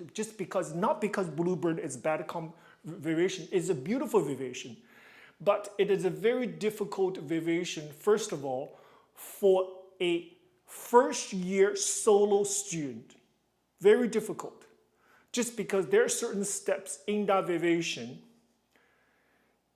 Let's put it this way, it's very easy to expose the training that is not there. For example, I show you, for example. There is a step like this. It's a fouette. You do front, back, emboîté. Okay, this step right here. This is a very difficult step for a young student, let's say 10 years old. First of all, it's a fouette, right? So we have to be front, side, and go to back, exposed to it should be a beautiful, perfect arabesque. In normal circumstances, arabesque is very, very difficult to be accomplished anyway, just because it exposed alignment issues, exposed whether my knee is straight or not, exposed the shoulder and the head. Everything needs to be proper prolonged training for this position to be shown perfectly. So if you audition for a program, and oftentimes school asks for what? For a headshot, for a tendu to the side, to show your leg and your pointed foot. Guess what else they want to see?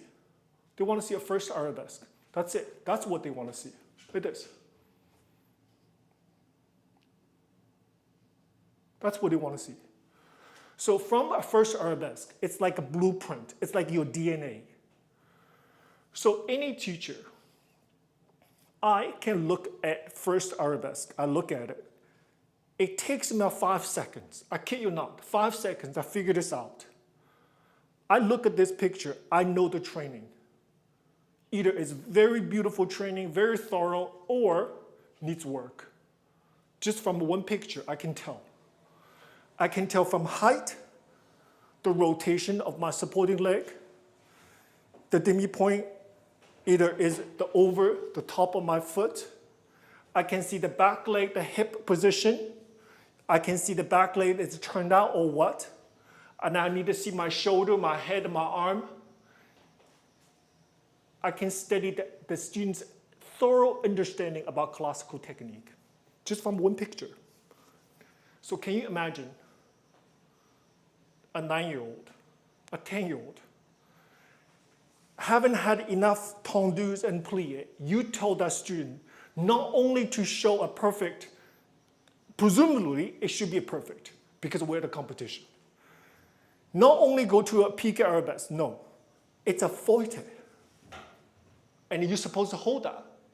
Not even that, afterwards, there's a two amputé to connect. Guess what? I go to the other side. Guess what? Again. You know how hard this is? And I always feel any variation, upstage center, you do something downrange, you have nothing to hide. Right? Coppelia from the corner. Da da da, da da da, da da da da da da. It's a diagonal somewhat to, we can feel less vulnerable. But this is just like fairy doll variation. The first thing we do, da da da da da da. Piqué arabesque, plié, relevé, plié, pas debout, ré. Right away, we see the training. We see so exposed. You're so exposed. So that's why my point was, if we choose to do this variation, it has to be so perfect. It has to be so perfect. Then you say, you know what, Mr. Du, you're too exaggerated just because why can't we do something as a learning experience? We learn. We have opportunity to learn. It's not necessarily we're going to get the first prize. It's not necessarily we're going to get what. Just a learning experience for us. It's absolutely great. That's why even for the learning experience itself, the difficulty of this variation has to match the training, has to match the foundational understanding of the student at this moment. As a student, it cannot be so much past her or his technical understanding and the physical ability at that moment. To me, this step itself is surpassed a 9-year-old. Okay, that's just my opinion. That's number one. I have few variations I can go over a little bit with you later on, just in this session. Number two, when I say overdone, what does that mean? Too many people doing the same variation in same competitions because all teachers have a tendency, not here, I don't think United States, because nobody doing this here, nobody. Almost nobody doing, almost, I have to say, I cannot just by percentage. Okay, so I judged entire Philadelphia regional here. I saw maybe one. I think I saw one bluebird. Okay, so that's a pretty low ratio. But if I go to Asia, I see a whole bunch. I see bluebird all over the place. It's like every third one, every fourth one is bluebird, and then every third one, every sixth one is fairy doll. Then every fourth one, every eighth one is graduation ball. You have 10 variations in the perimeter, dominate the entire competition. So to me, we have to expand. We have to expand other options. Today, I wanted to talk about that. when you're so crowded, when you have options so crowded in one combination, it's very difficult to stand out, right? So it's like, this is just simple business sense. It's like in a block, I say, you know what, I want to open a coffee shop. I want to open a coffee shop because I have this great idea to make this work. And I wanted to do, I have a business, I'm going to, because that's what I do. I love coffee and I want to open a coffee shop.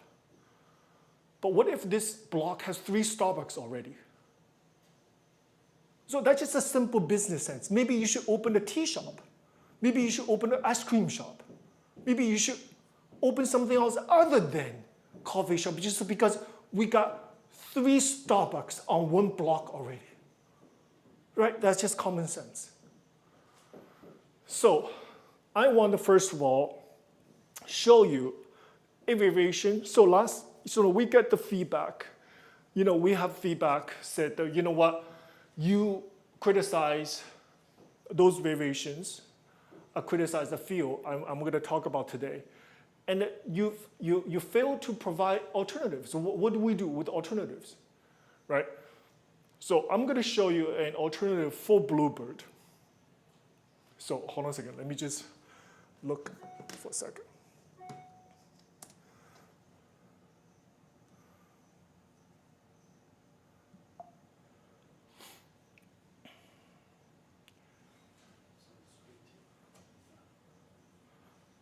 So this is a variation from Raymonda Act 1. Now, keep in mind, there's things in there, teacher will be like, oh, Mr. Du, what are you talking about? My student couldn't do that.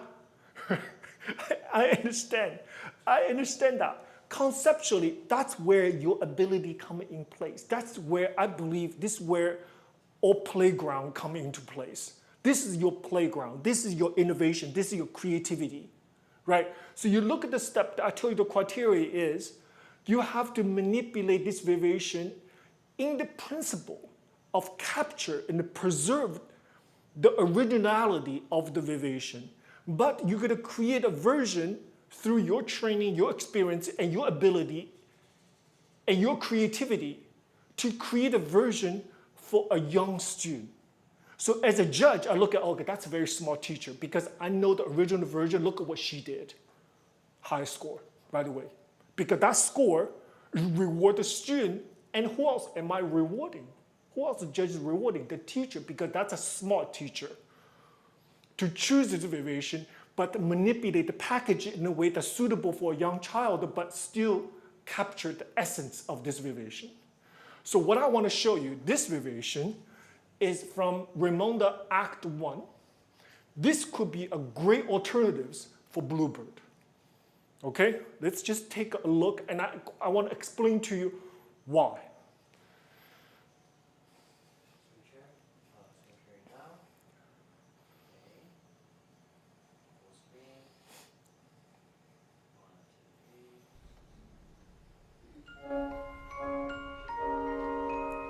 It's a little louder.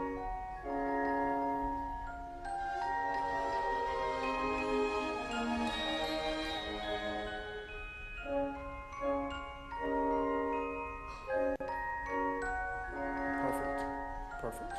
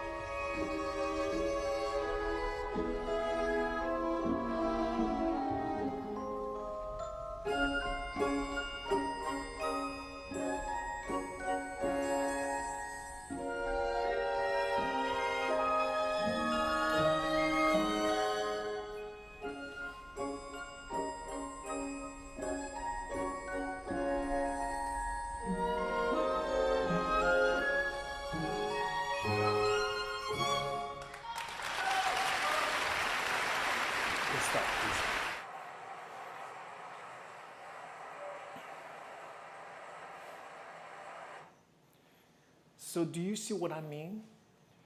To me, the temperament, the texture, the physicality, and the quiet emotion of this variation is suitable for a young child.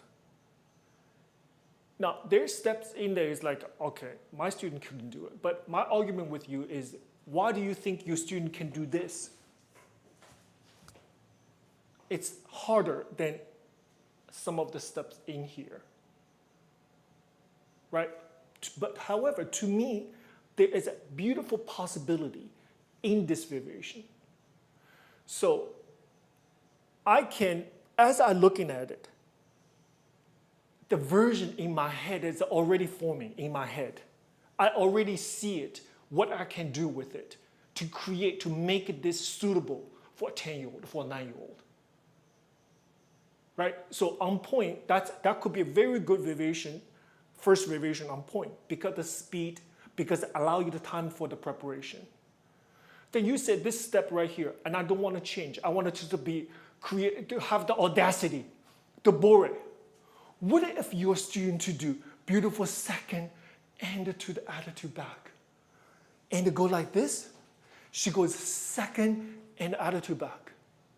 If she can do this perfectly, like in classical form, she won the first place. I will give the first place right there.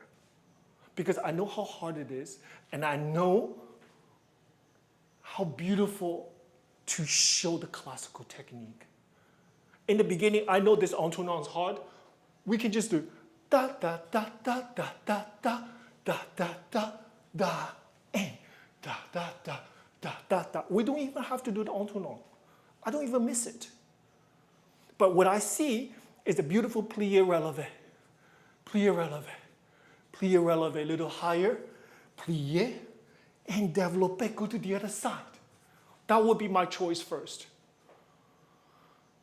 What about that corner, right? You do pique arabesque, you just go this way. The 1, 2, 3, I can without enlaire, I can do enlaire, I go out, in, out, why not? You can do it. Then the third phrase, bourrée, second, 2 back. Don't need to change. Work hard, on point. You hold on to the bar, practice. Right, that would be my choice. Literally, then we have that diagonal.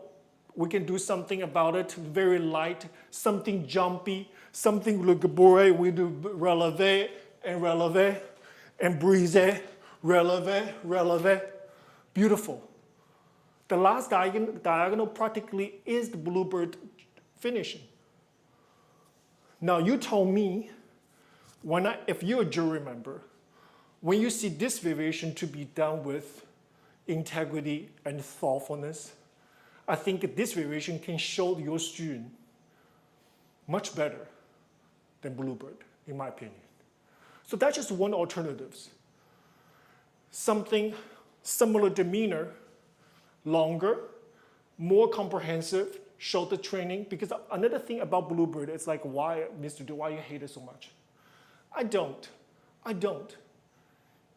Another disadvantage is too short, right?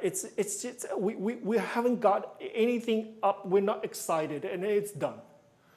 It takes a very, very good dancer to make bluebird exciting, you understand? It takes a very good dancer because in certain companies, that has to be a principal dancer rank to do bluebird part of the Sleeping Beauty. It has to be principal, prima ballerina. So, okay, so that's just one of my recommendations.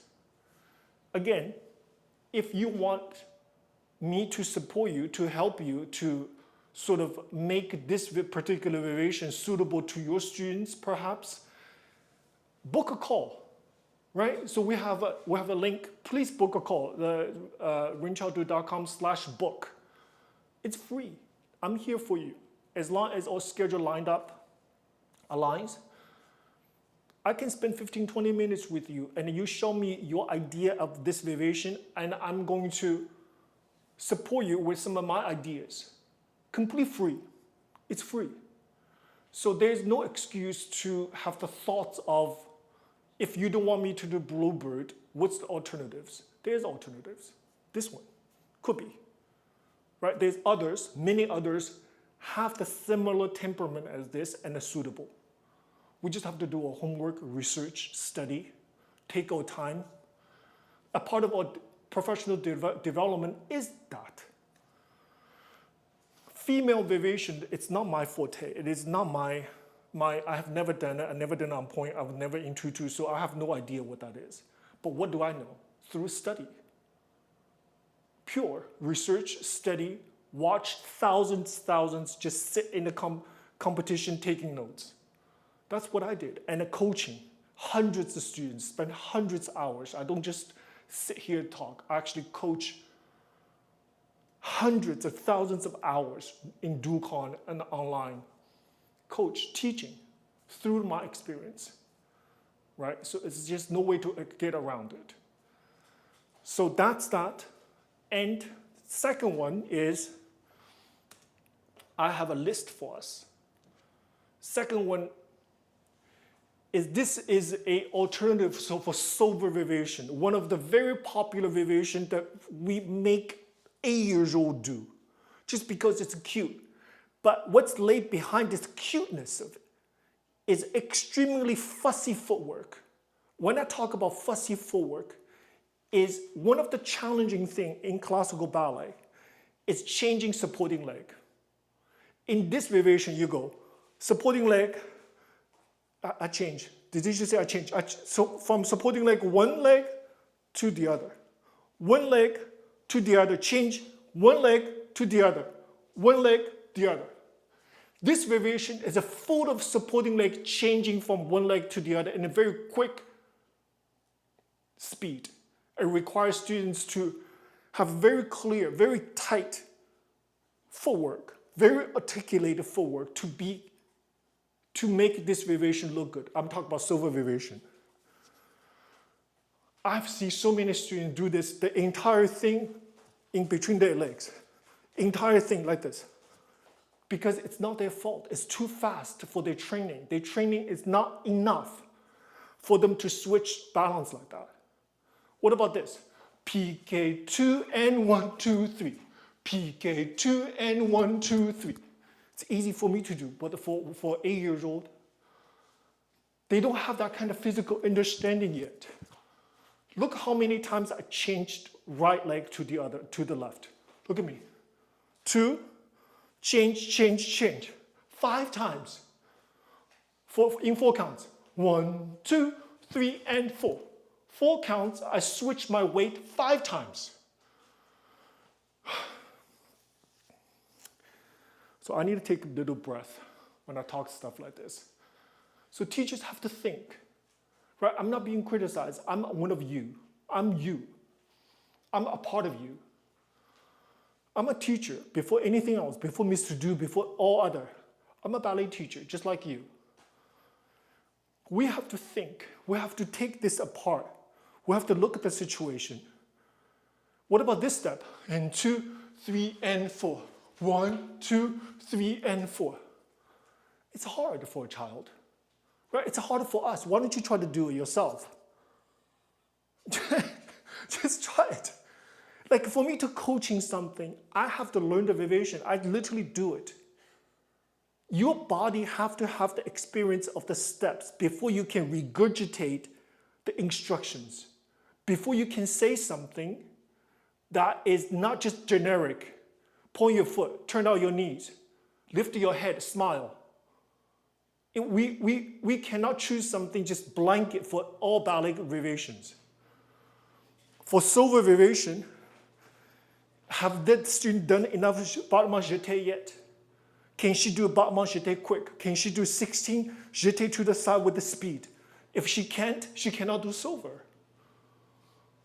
Right? So we have to try ourselves to see what are the steps and how it is that it's challenging to my adult body and mind. If my mind is not quick enough for me to facilitate and manage those steps, what if you're teaching an 8-year-old to do it? Right? So this is something that we need to think about. And now, I want to provide you an alternative to silver variation, has a similar characteristics. This variation can be done, of course, this is the absolute full ballerina. But my suggestion is we can make this variation into a similar variation, still show the charm, and the little cuteness and this beauty of the little innocent child. We can do it. Yes? So if the reason for you to choose a silver, this could be alternatives. Can Mr. Josh show us this? This is from Act 3, Raymonda, from Act 3.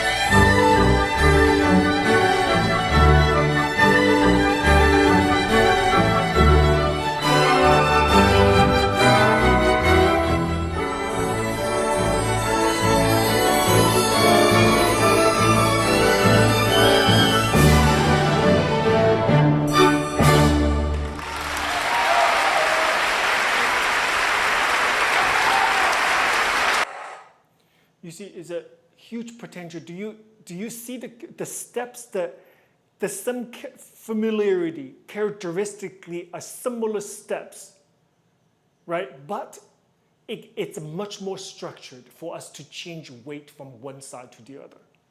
Okay, you say, well, what Mr. Do? What about the last diagonal? Guess what? That's your creativity coming in place, right? You can do a baby PK turn. So you do PK down and PK down and PK down and continue finish.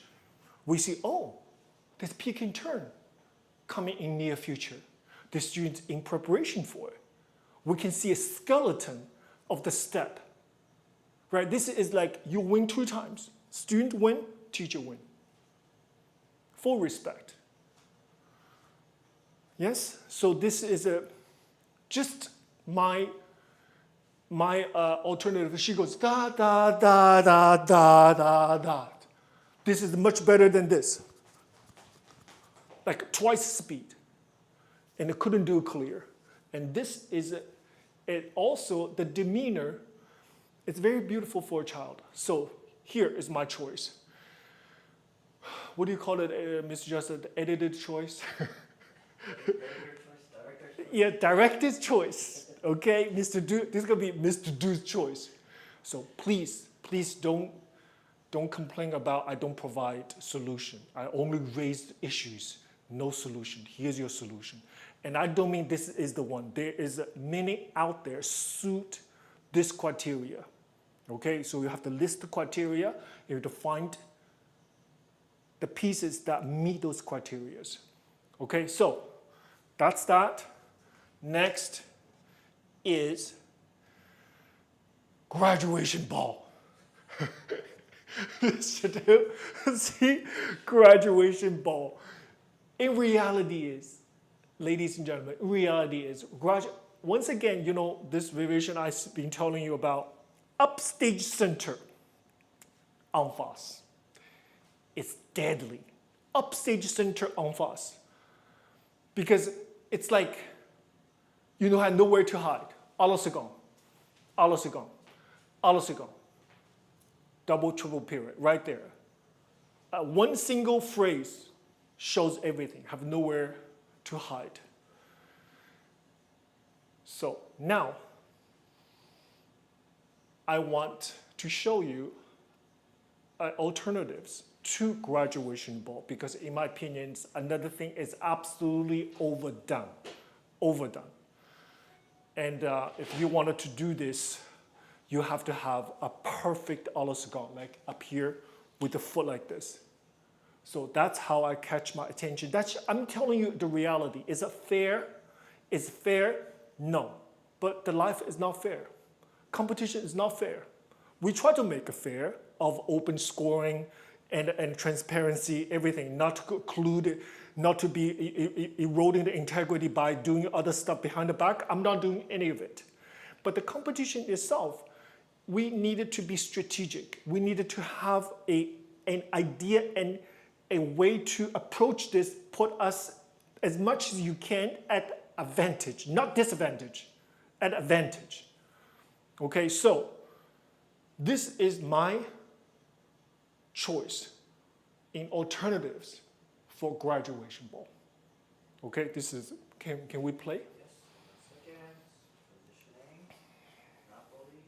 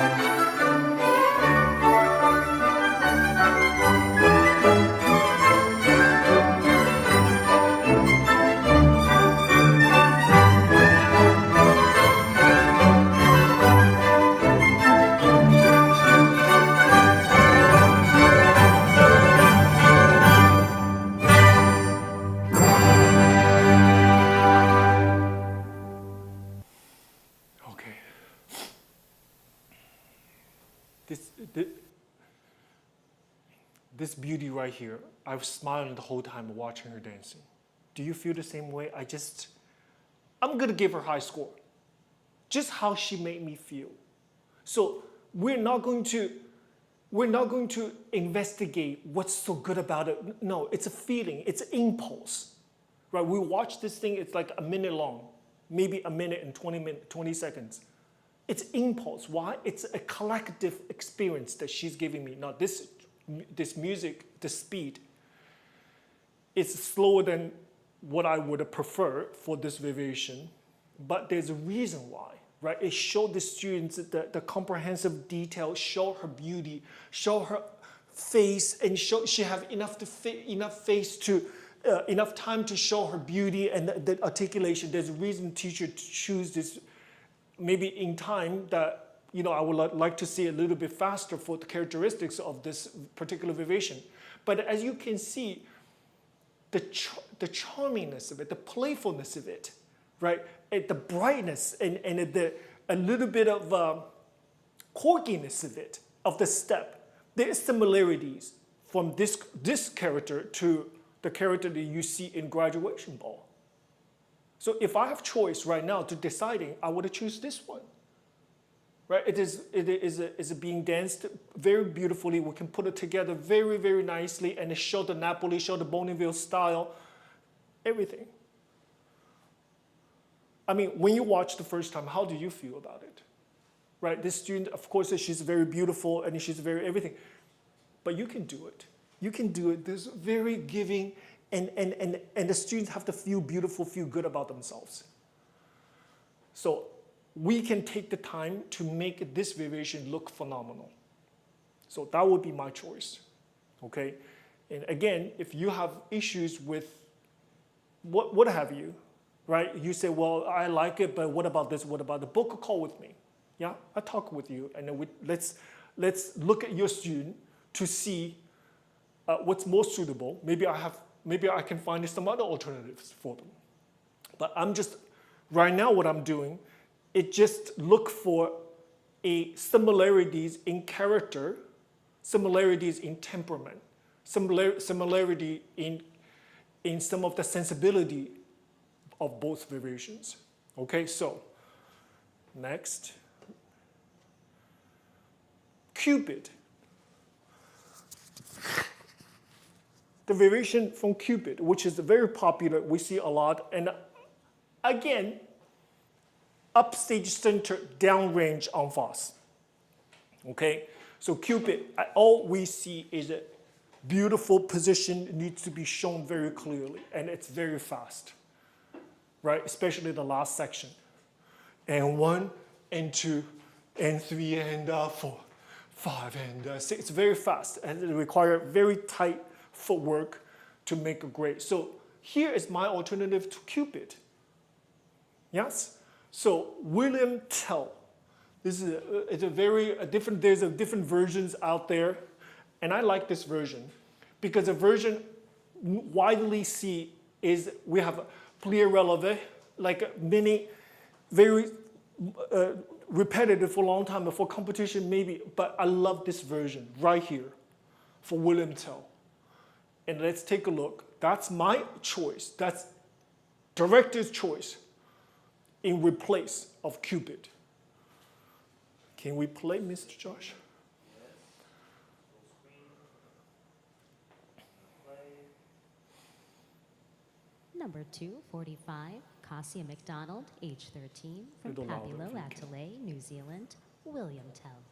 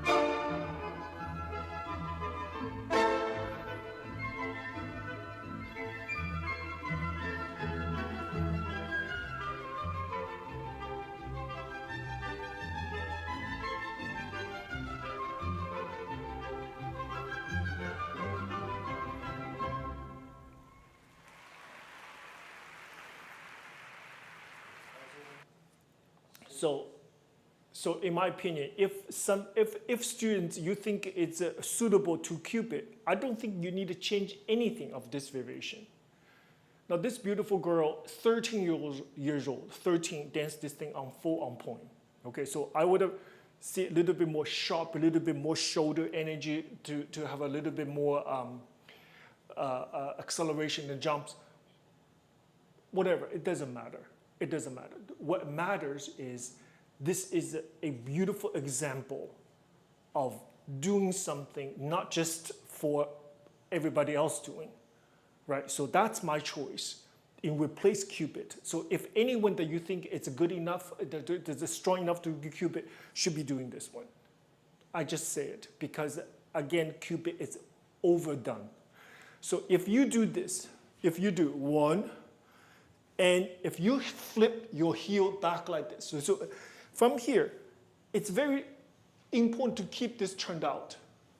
Back, this heel, the minute we do this, it's over. It's almost over. And then if you go to the diagonal, instead of heel forward, chassé tournant, heel forward, the minute you put the foot out like this, it's over. Right? If we see step jeté, it's like this, it's over. When I say it's over, it's the chance of getting a higher score is none. But then you say, well, what about this one? There's a plenty of chance for this one to have those obstacles. Yes, because it's classical ballet. Well, you will have those obstacles. There's many pitfalls in this one. We'll create those moments that I just talked about. However, the advantage is this is not overdone. There's no comparison. You don't compare 15 Cupid in one afternoon. This is new. Right? But to me, construction, as far as composition goes, this variation is more suitable for a young student at that technical training level. It is not complicated. This is complicated, right? This is complicated. It's not in line with a young student's technical training. So that would be Mr. Du's choice in exchange for Cupid. Okay, so the same character and faster and then everything. This morning I have prepared another one. Fleur de lis, it's beautiful. This is from Esmeralda. So when we're thinking of Esmeralda, we only have one in mind. Da da da da da da da da da da da da da da. What I just did. Da da da da da da da da da da da. That's the character. So we have to look at our student. We have to look at student. I've seen students 8 years old to do this. We have to look at our student, whatever age it might be, 10. This student has the emotional capacity to understand the character. What does she try to do here? The very end, what does she try to do there? Does our student at 9 years old understand what you're talking about? Right? So, and again, it's overdone. From the phenomenal, just YGP first place to baby's first variation, Esmeralda. And we have to, if you cannot explain the Esmeralda as a character to a student, then you shouldn't be doing this variation. If you couldn't explain to her in, let's say, her character in 3 sentences, the complexity about this character, her story, in 3 sentences to a young child, if you cannot explain to her confidently that she can understand what you're talking about, that's wrong variation for her, period. Esmeralda is a very complex person. And what she tried to do here, to look at the audience, even if this student fully captured, understood what you tried to say, but from a judge point of view, from an audience point of view, it's difficult to accept an 8, a 9, even a 10-year-old to portray Esmeralda. You understand what I'm trying to say? Because the character, it doesn't match with the character of the student. The student's too young. In emotion, she might act because you coached her, but it's not natural, it's uncomfortable. So you have to look at it from all point of view. I do not want to see a 9-year-old to do Esmeralda, period. I don't. Because it doesn't in line. Her emotional level, her character, her age, it's inappropriate. It doesn't work for me. It doesn't matter how much she acts, how the acting job that's the teacher is done to coach her, to prop her, to have those eyes looking at me, I feel uncomfortable. So please don't do it. Don't let a 9-year-old to do Esmeralda. Right? And then another one is the fast version of it from the first act. And that one, there's a debate to that because guess what? The choreographer is still alive. So we run into the complexity of showing that variation on internet, have a little bit of a pushback just because of the rights issues. Anyway, you do it in competition, nobody's telling you not to do it, that's fine. But it's full of jumps, full of turns, full of everything. So, guess what? The ballet, if you want to do something from Esmeralda, Fleur de lis, do this one. This is also from Esmeralda. And this is the beautiful variation. This is alternative to everything that you wanted to do from Esmeralda. Oh, Mr. Josh, let's show it. Okay. Full screen.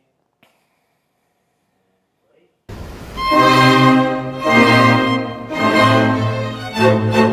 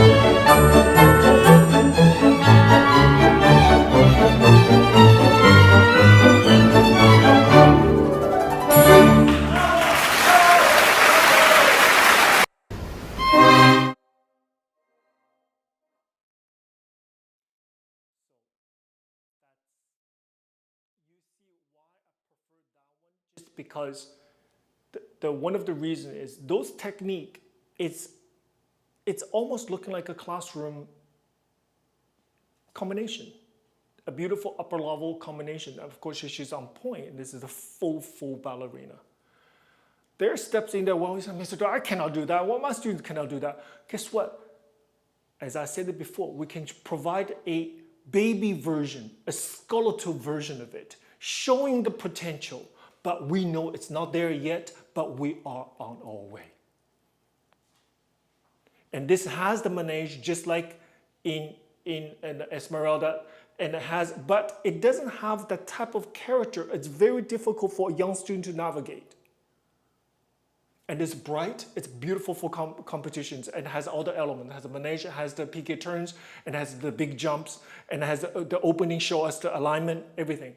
And also the demeanor of the character is a very easy and suitable for a young child to be accomplished because it's not strange. It's not complicated. So I just present 5 things that in this particular moment, it's just my opinion. It should not represent everybody's opinion. It's everything I say, it's just how I feel about it.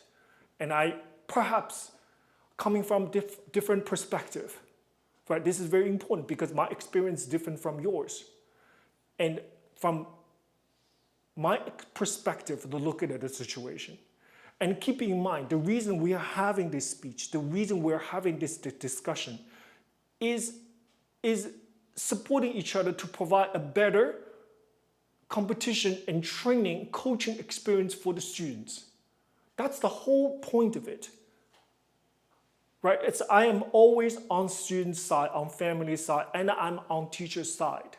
So I'm here to provide my service, my opinion, from my perspective to provide a better experience for everybody.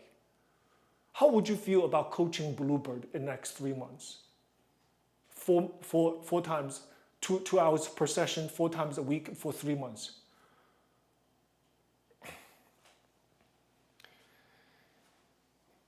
Again, if you're already in that session, in that transition, in that process, I have no problem with it. Absolutely no problem with it, but do a better job to get the perfect version for that student. Don't make weird changes as like borrow forward instead of downstage left, you go to right, no reason. Don't do it. Don't change like that. Because students, we expect to see you do the échappé section downstage left. This what has to happen. There's no reason to put the students downstage Right, and then you have to do the whole diagonal upstage, then your whole piqué turns the chassé entournant downstage. It choreographically doesn't work, right? So it's up to us to find a pathway to provide a beautiful experience for our students. And that's truly is my goal. It's really not, if I have a choice, I actually prefer to coach boys because that's what I know better, even, more intuitively. And I love to coach partnering, pas de deux. I love to create big pas de deux. And it has the partnering, that's my truly expertise. But if there's something I don't know, we learn, right? We learn, we put the time in, and then we get better. So please, if you have any obstacles, if you are concerned about anything, or please reach out. Please reach out to me. Yeah, we just have a discussion. You know the link. Book a call with me. We can have a 15, 20-minute discussion, and then we go from there. Okay? So thank you for all your support, and I appreciate your patience. I appreciate your trust in me, and let's thrive together. Okay? Thank you so much. Let's take a brief moment for us to set up. I do want to talk about the scoring system that we created. I'm so excited about, all digitized and automated. And I want to talk about what I wrote, the meaning behind those numbers. So your daughter get 89. What does that mean, 89, besides just a number? So let's explain that a little bit. Okay, so let's take 2 minutes and then we come back. Thank you.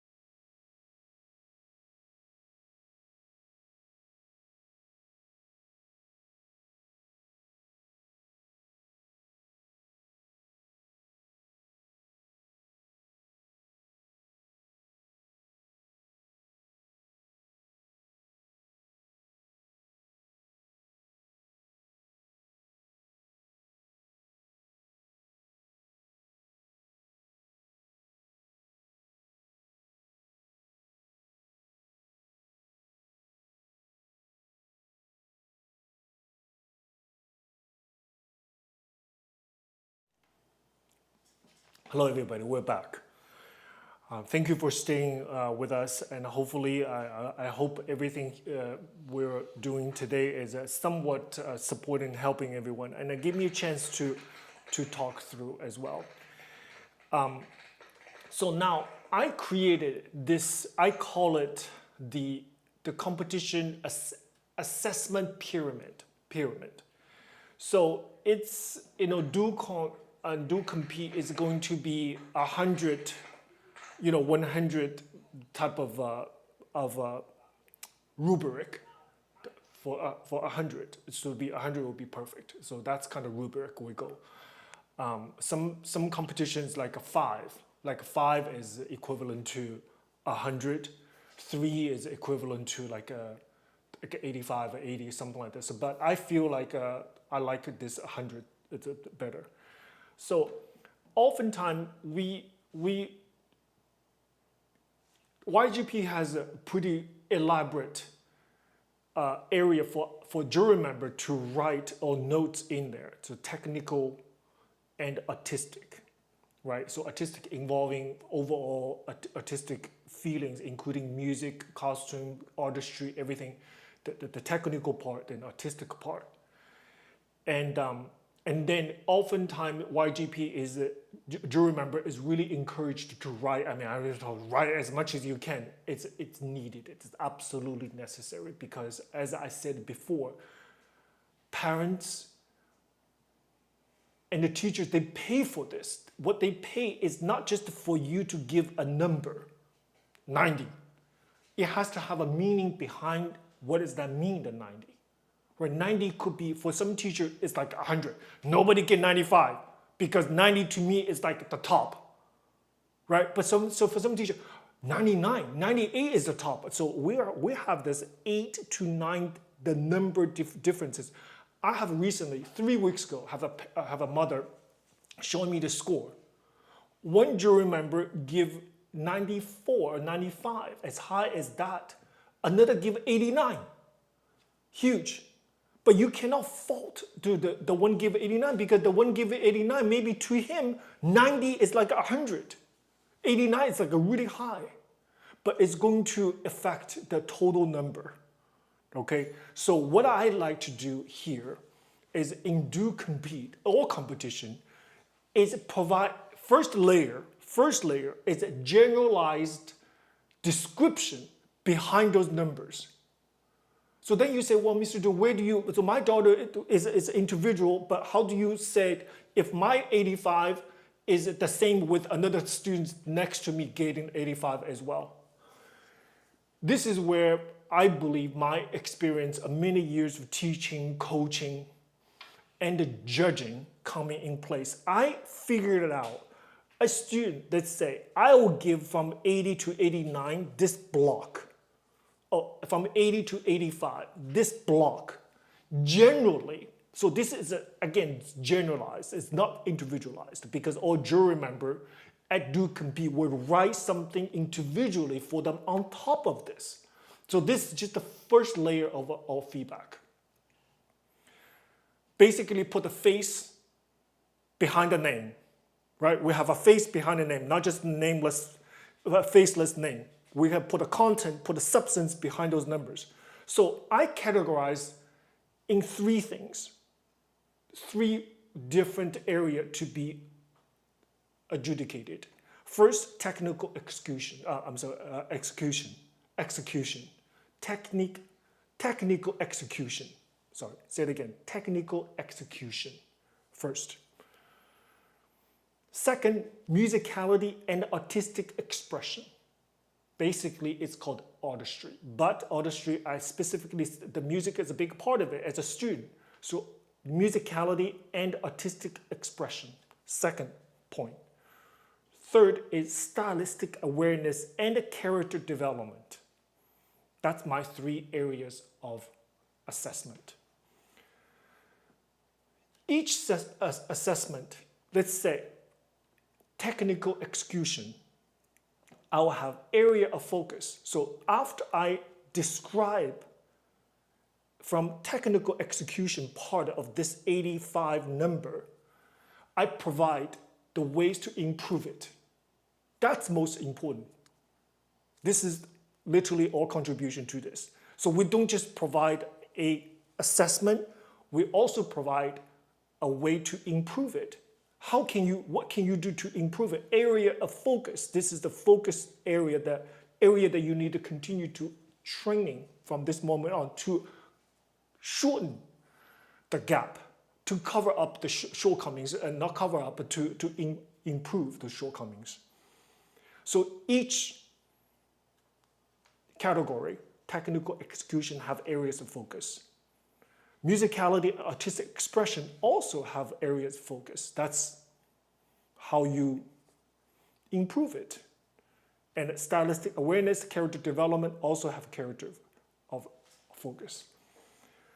So if you bear with me, I just like to read the whole thing for you. Just for maybe just a couple numbers for us to have an idea what are we doing here. So let's say you get a score between 80 to 85. That's 87, 89, 86 or 83. Generally, I believe students get that score falling into this category right now I'm about to read. You are in the early stages of applying fundamental ballet technique to a solo. Normally, those students are just coming off performing ensemble pieces. My teacher said, well, you're ready for solo work, right? This is your first solo. At this level, you are beginning to understand the basic mechanical connections between the lower and upper body, but have not yet developed the strength or coordination needed for consistent execution. So it is consistency that I'm talking about here, right? You're beginning to show the understanding of the connection, upper body, lower body, understanding of it. And you're beginning to understand the basic mechanical connection between them, but it's not consistent yet. Footwork sometimes lacks articulation and clarity, just like the solo variation I just talked about. It's still a little murky, right? If this is television, this is still kind of a black-white, the one that I had in my dormitory when I was living in the boarding school. Now it's high definition. I want to see all the expressions, all the details, and all the point, and all the turn down, all the toes, everything sensitive, clarity and transparency. Then the footwork sometimes lacks articulation and clarity. Turned out varies throughout the variation. Sometimes we see turned out, sometimes we don't. Sometimes we actually see turned in, right? You are at this level right now. And the transitions between steps might feel cautious and incomplete. Your body alignment shows developing awareness. It's already showed developing in awareness, but muscular support, particularly in the core, inner thigh, and glutes, still needs strengthening to establish stability. That's my description. If you get a score between 80 to 85, you're at this stage. It's not bad. It's not critique, Mr. Dude. It's not like criticizing you for this. It's not. It's just showing you the feedback, showing you where you are now, because everybody have to start somewhere. I'm not faulting you, right? I'm not saying that, I'm not blaming you. This is where you start, right? It's a beautiful place to be. You're on stage dancing this variation by yourself. Before that, you're dancing with 12 other girls, 15 other girls. Now, you are doing this thing alone on stage. It's a huge step forward. This is like a phenomenal milestone. But you are at this stage now, and starting point, your potential is endless. So now, I'm going to provide area of focus. Okay? Here we go. From this moment on, in your training, you should focus on this. Strengthen turned out from the hip and then maintain it consistently through the steps, not only in static positions. Understand? So it's not just in preparations position, not just in steps not moving around. It's in moving parts, that connecting steps that we wanted to make sure you're turned out to be maintained because rotation provides what? Stability and balance. And that's important for us to keep that strength. Second, fully stretch the knees and lengthen through the back of the leg in all tendus, dégagés, and jumping preparations. Right? We have to stretch our knees and rotate our leg from the back. All this, what I'm talking about, has to be accomplished, has to be dealt with in technique classes. Right? It's in preparation for your solo work. Deepen the plie. This student always talk about the plie, the knees has to pass the toes. Deep plie is where we feel security, is the depth, beautiful, deep demi-plie. That's where we found security. We're not wobbly. The knees has to be past the toes. That's when demi-plie begins. If your knees is not past the toes, you're wobbly. You are very insecure.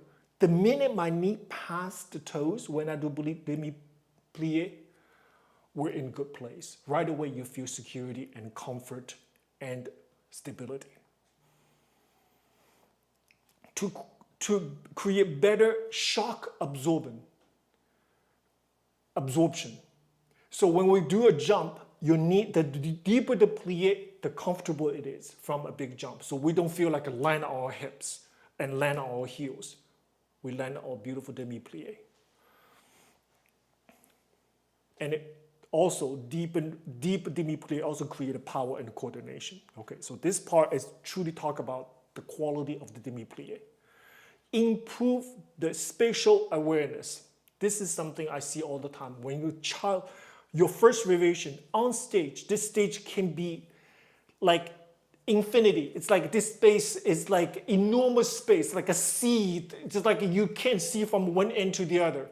So it's time for us to get ourselves familiar with and comfortable with a bigger space and dance alone. Sometimes we feel so lonely up there. I totally understand. I still remember my first variation danced on stage. I feel like I was just so alone out there.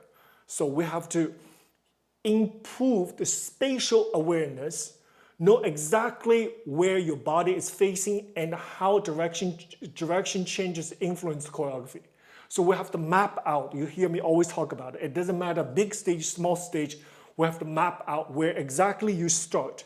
When you do the diagonal turns, exactly which direction. All that, the more clear you are in your head, the less you feel lost on that stage. Refine upper body use. Soften the shoulders, lengthen the neck, and coordinate port de bras with leg work. Okay? So this is just quality of upper body.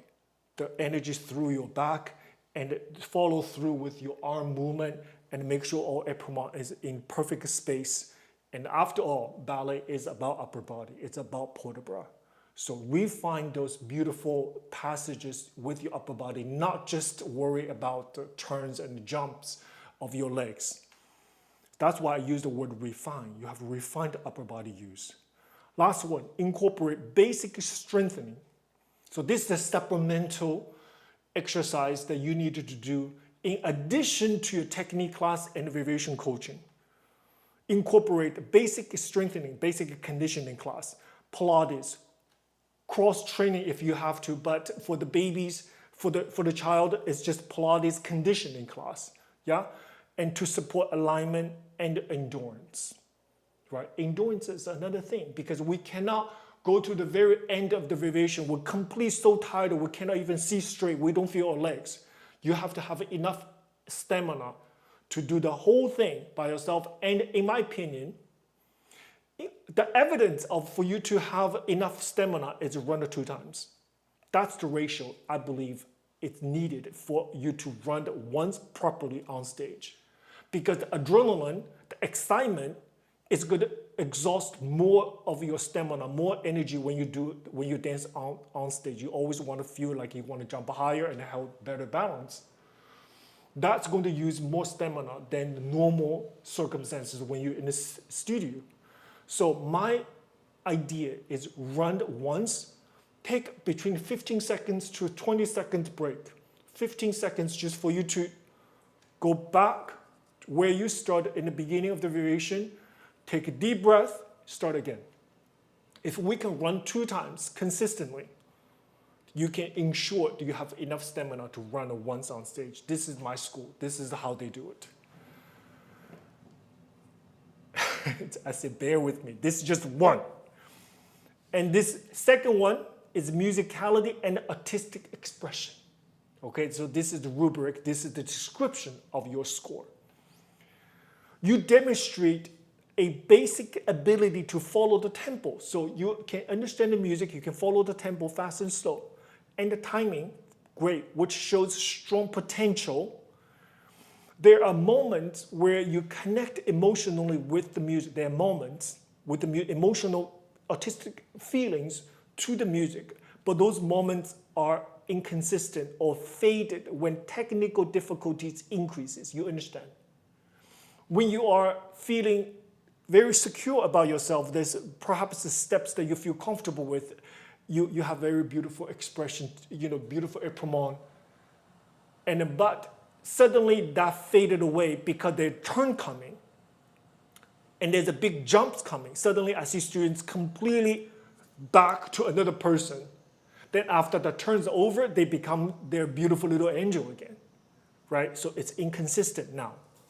It's okay, you'll get there. Transitions sometimes lose musical clarity in transitional steps because our plie is not behaving in the way that it's like a brake to the car. That's what plie does. Plie slow us down and propel us forward to something else because it provides acceleration. So plie is a brake to the car. But if we have not navigated to assess access to a perfect plie, sometimes that support is not there. That's why I said we lose musical clarity and the breath and breathing patterns. So the transitional sometimes lose musical clarity and breathing patterns and not fully integrated to the phrasing. So I talk about breath all the time, right? We inhale, exhale. It's a beautiful moment for us to continue. It provides oxygen in our mind to our muscle and calm us down.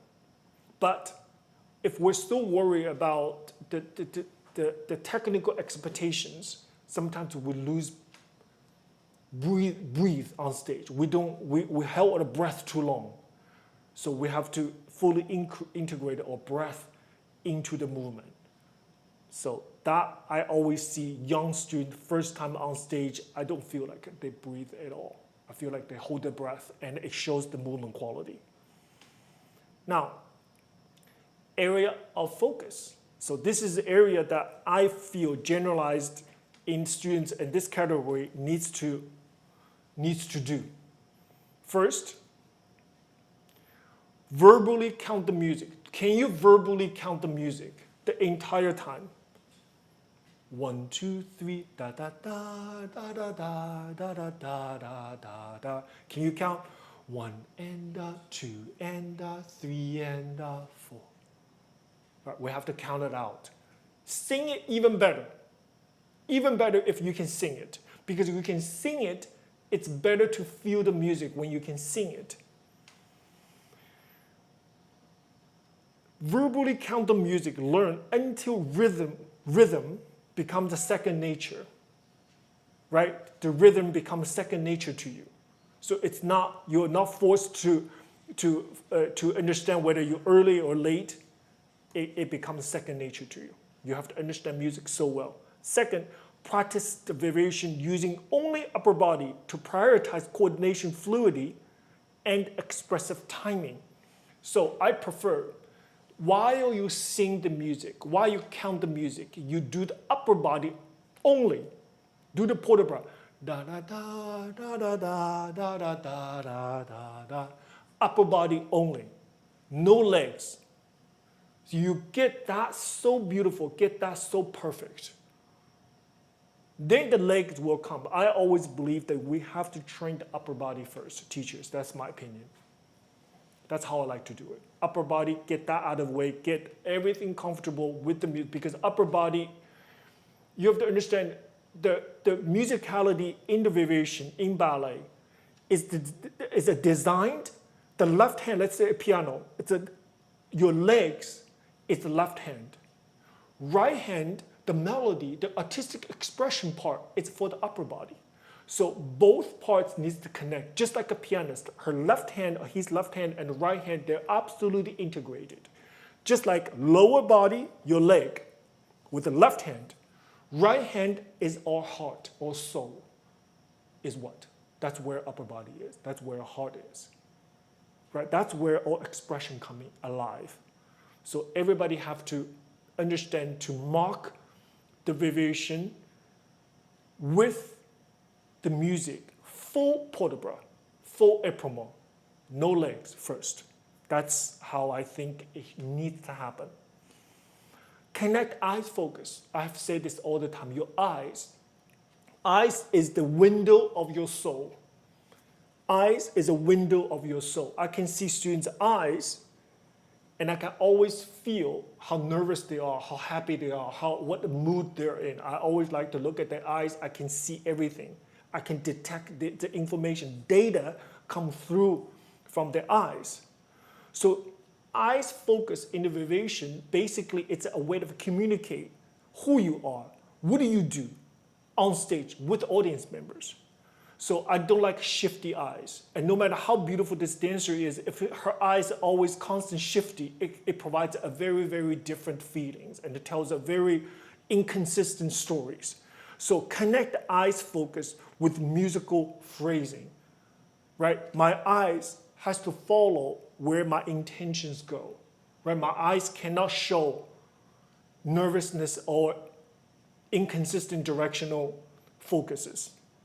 For example, where you place your gaze during accent or soft moments. That's what exactly I talk about, right? If my arm is a beautiful soft like this, my eyes has to follow my hand.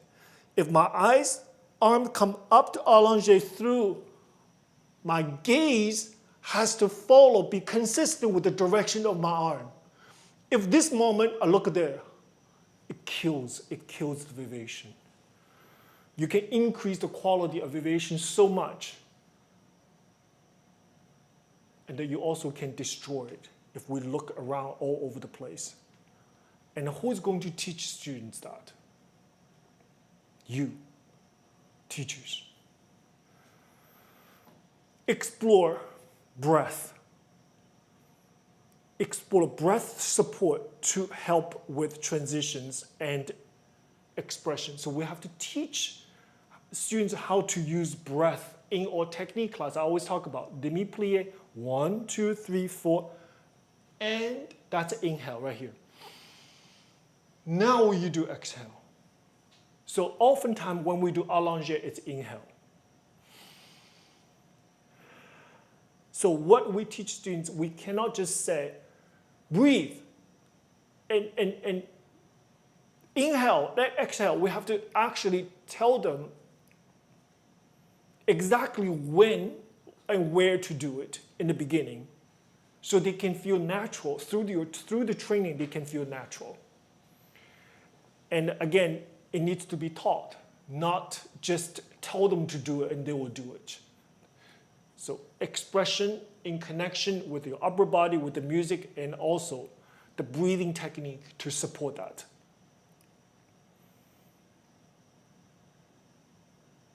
The last one, learn to maintain expression even during technical demanding steps. So we talked about this before.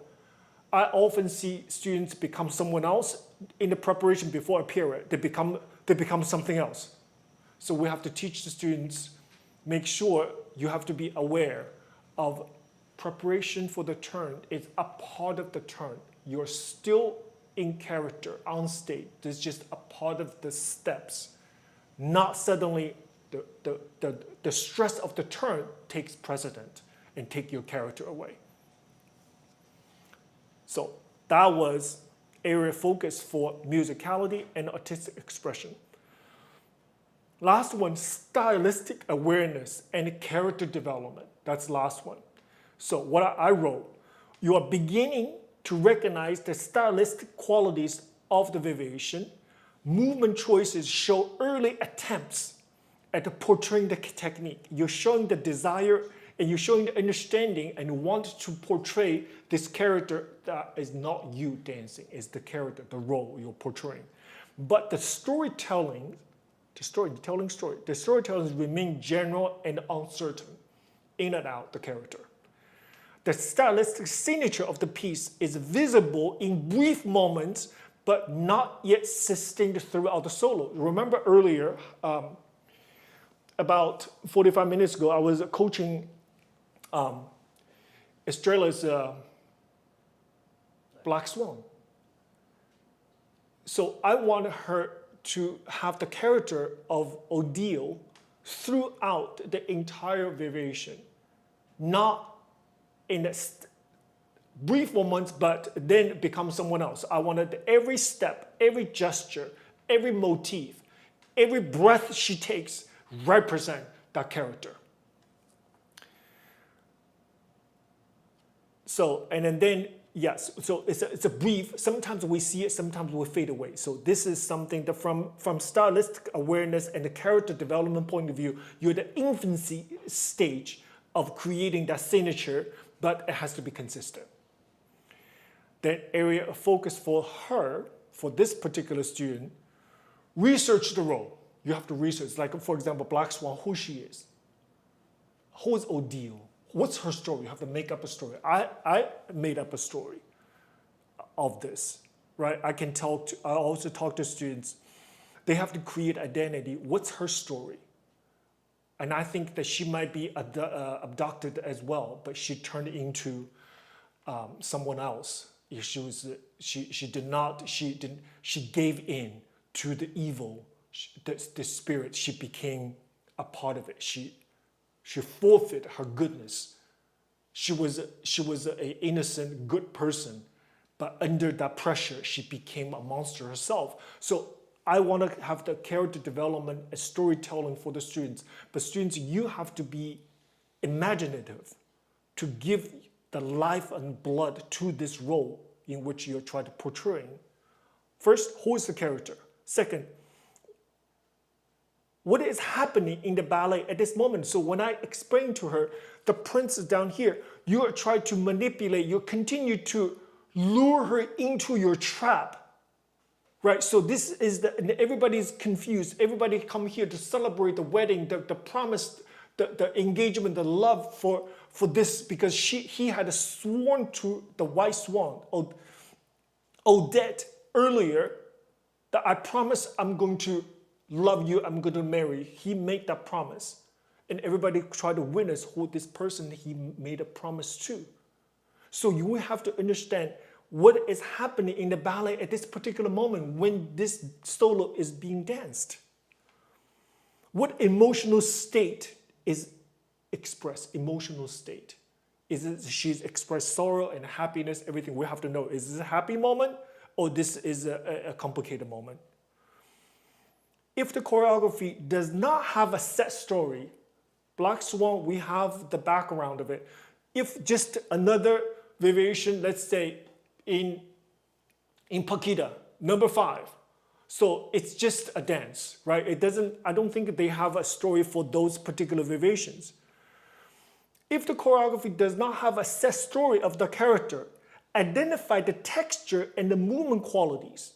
Identify the texture and movement qualities of that particular variation.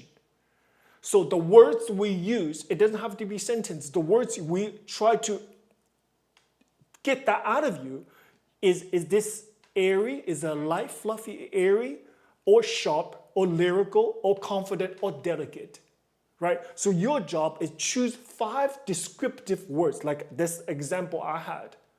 You should say this, she is generous, she's giving, and selfless, and elegant, and graceful.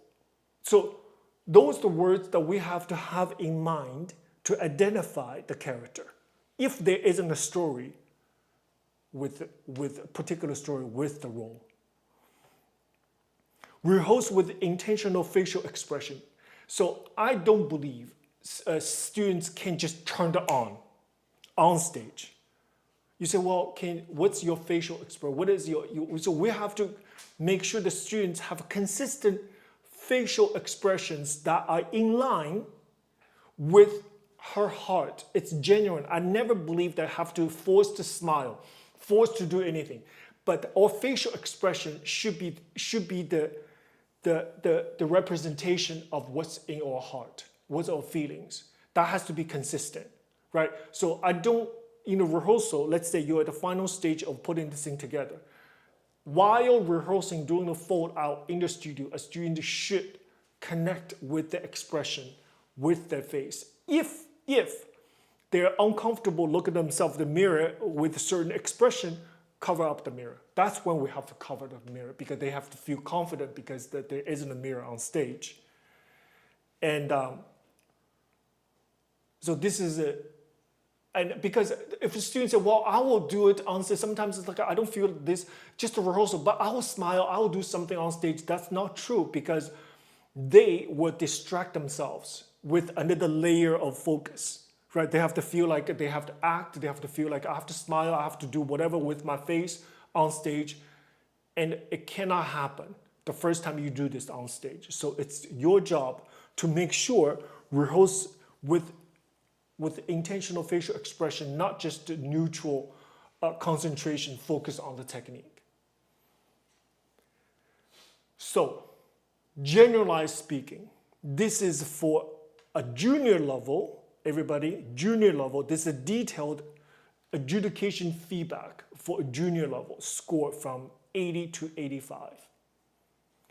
And once again, I want to mention this is generalized, this is not individual. Then the jury will have individual feedback on that particular student. But I'm pretty confident if you get a score between 80 to 85, everything that I wrote here applied to you. That's the value and the purpose of this paper. So then I have score from 86 to 90. It's the same detailed description. I'm not going to read through it. You'll see the understanding of it. From 86 to 90. Yeah, so it's just another group of descriptions and area of focus. They'll have 90 to 95. Okay? 95 is it's getting up there. And I will read it to you from 96 to 99. Nobody get 100. It's like nobody. Okay, nobody get 100. That's just in principle. 100 is like perfect. And we're not quite there yet. So it's 96 to 99. 96 is the YGP go to the finals of each year.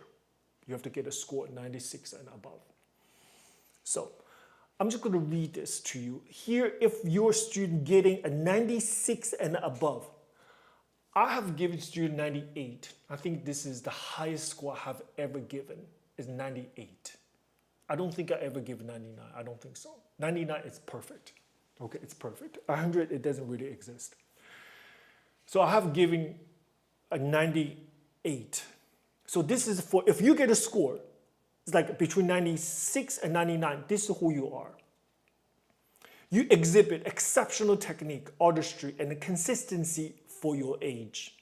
Your movement quality is refined, your lines are clean, and your transitions are cohesive and fluid. You maintain the confidence under the pressure and integrate upper body expression with disciplined lower body precision. Upper body expression, that's artistic expression, and lower body precision, that's technique. This combination of talent and long-term training prepares you for higher level competitive and professional environments. So that's the technical execution part of it. And areas of focus, this is for you to continue to work on. Strengthen specific weaknesses, certain turns, not all the turns because you're good technician. Certain things. It could be at the very end, it could be something in between, could be on the long turn you don't like. Certain turns, elevation of the legs, Some people are great second, but in the back continue to work on. Or directional control.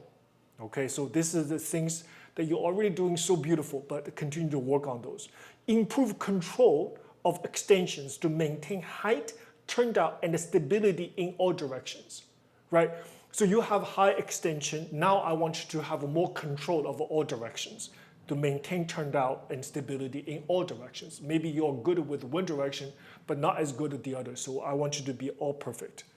Identify your best leg and foot positions, refine them for perfection from every angle. You're in the area of making sure your line, even if the one foot is not as good as the other, you have to pay attention to put yourself in directions that every single seat in the theater and look at your position is flawless, right? So we have to pay a little attention to that, not just generalized en face, but for every angle, we have to work on the details to make sure all eyes on you are beautiful.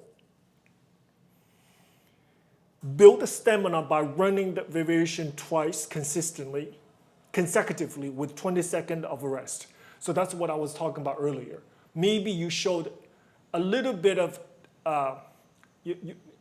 exhaustion toward the end. It's like, I see there's no place for you to run again. So I want to see you, after the first run, have plenty of gas in the tank, you can do it again.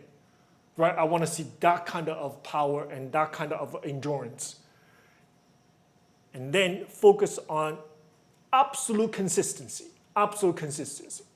Clean finishes, center the balance, and seamless transitions. So continue work on that. You can never stop working on that. Even if you're a principal dancer with a major ballet company, you always focus on that. Musicality and artistic expression for 96 and above. Your poses, outstanding musical intuition. You're natural. You hear the music, you feel it. You understand emotional nuance, timing, and phrasing. And your breath is the integrated part of your expression. Your dance because of the music rather than just alongside of it. So you understand what I wrote here? You dance because the music motivates you, inspires you, not working as side by side with it, but your dance is fully in it, in the music.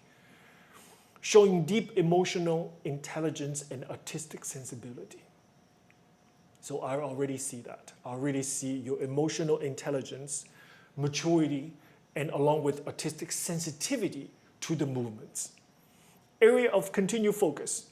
Expand emotional power, expand. To match the scale of the big jumps and the multiple turns, because you're a beautiful technician, you can beautiful jumps and multiple turns. You have to have your emotional power, your capacity to overcome, your capacity to express, match the size of the jump and the number of the turns. Explore on the opposite side of it. You have to explore the vulnerability. Explore the vulnerability, even in Black Swan, Odile. To me, she's a victim as well. Nobody born evil, right? She was manipulated and forced and victimized to become who she is. So, but there's a brief moment in there when I coach seniors Black Swan, I actually ask them to find one or two moments in that variation shows the vulnerability of her, shows a part that she's truly in line with Odette. Right? She used to be Odette. I believe she was captured.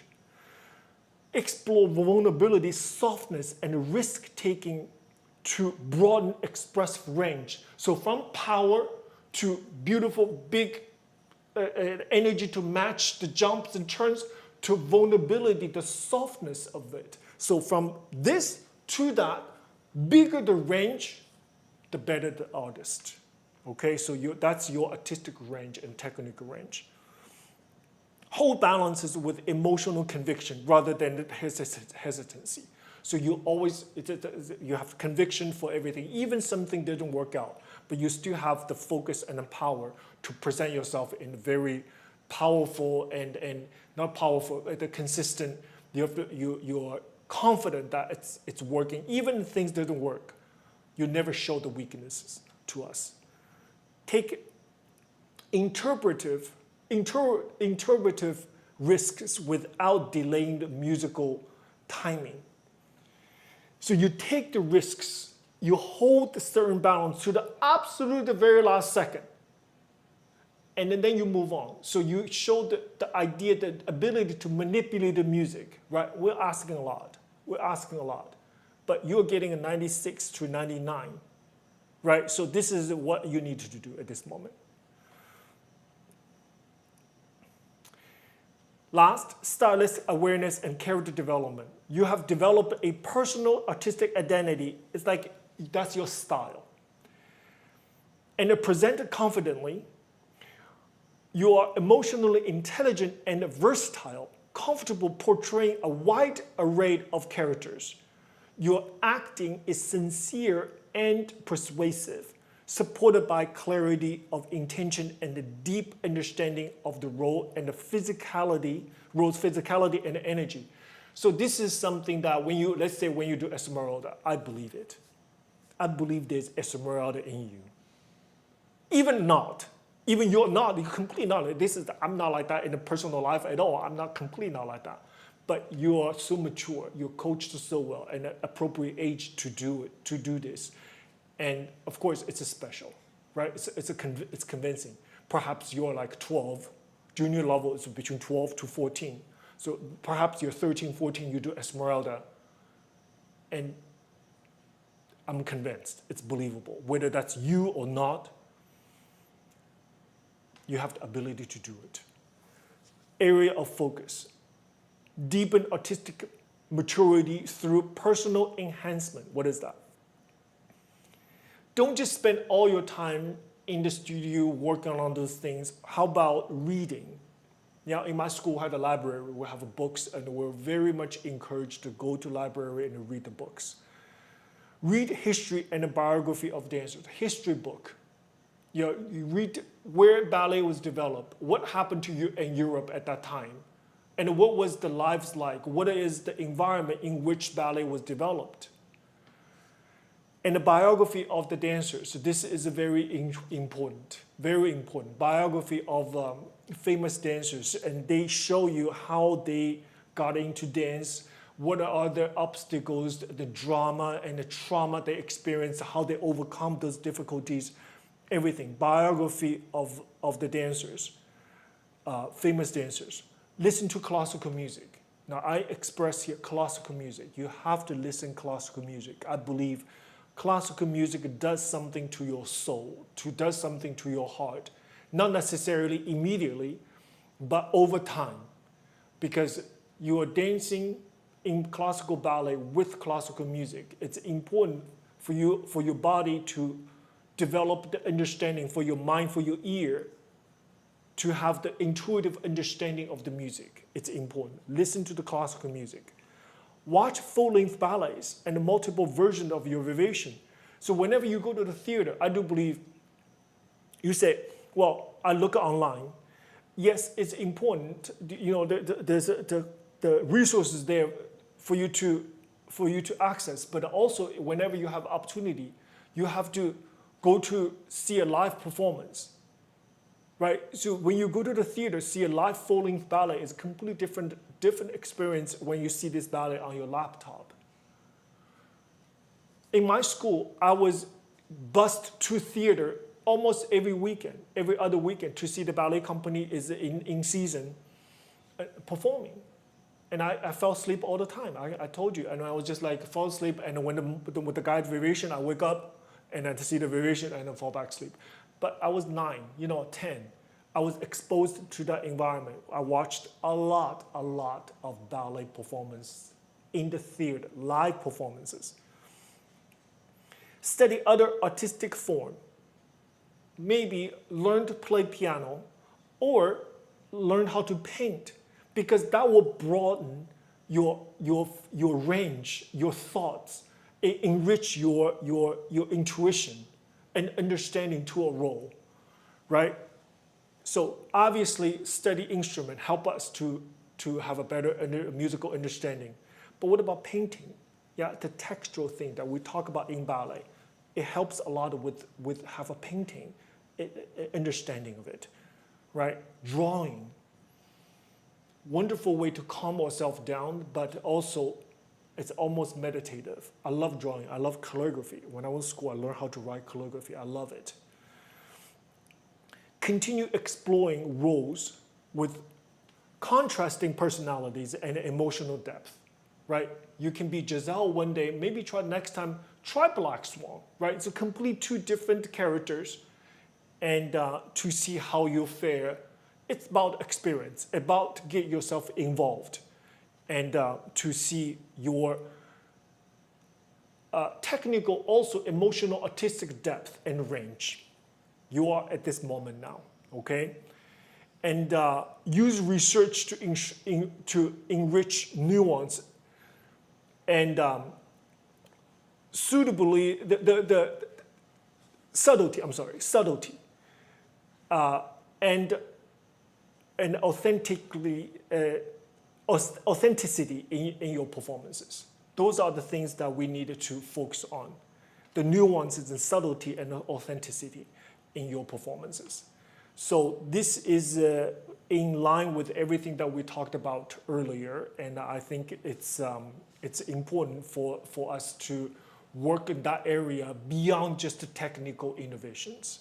Yeah, enrich nuances and subtlety and authenticity in your performances.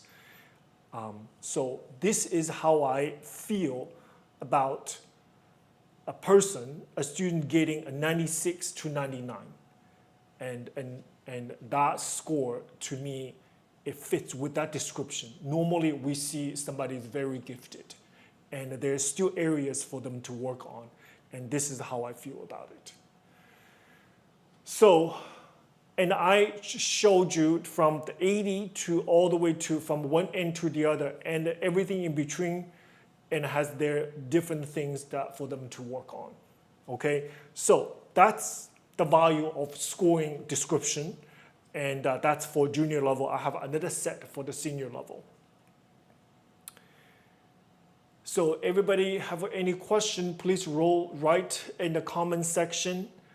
And right now, I think this is a great moment for us to see the score, how we score. Remember a few weeks ago when we announced DuCon, we announced this new innovation that we're about to embark on all competition, which is 3 judges. We'll have 3 judges. And we are, as soon as we put in all numbers, that we will show in a mechanism, in a screen, in the audience, and the students. It's just like in the competitions. So they show the general and the calculated score right away to see where the students are at, lined up with other students. So Mr. Isaac here is going to coordinate with us. Let's say a student just danced, okay? So I look at it, this student, I like to give these students, I don't know, I would like to give a 92.5. So Mr. Drew said 92.5. And another judge said, this student, I like very much, I like to give this student 94. Second judge says 94. 1 second. Yeah. So in the finishing product, it's every judge is going to have a laptop situation, and then we will.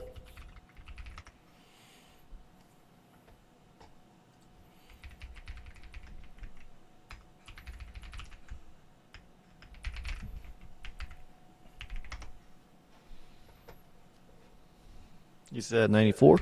Yeah. Second jury member is 94.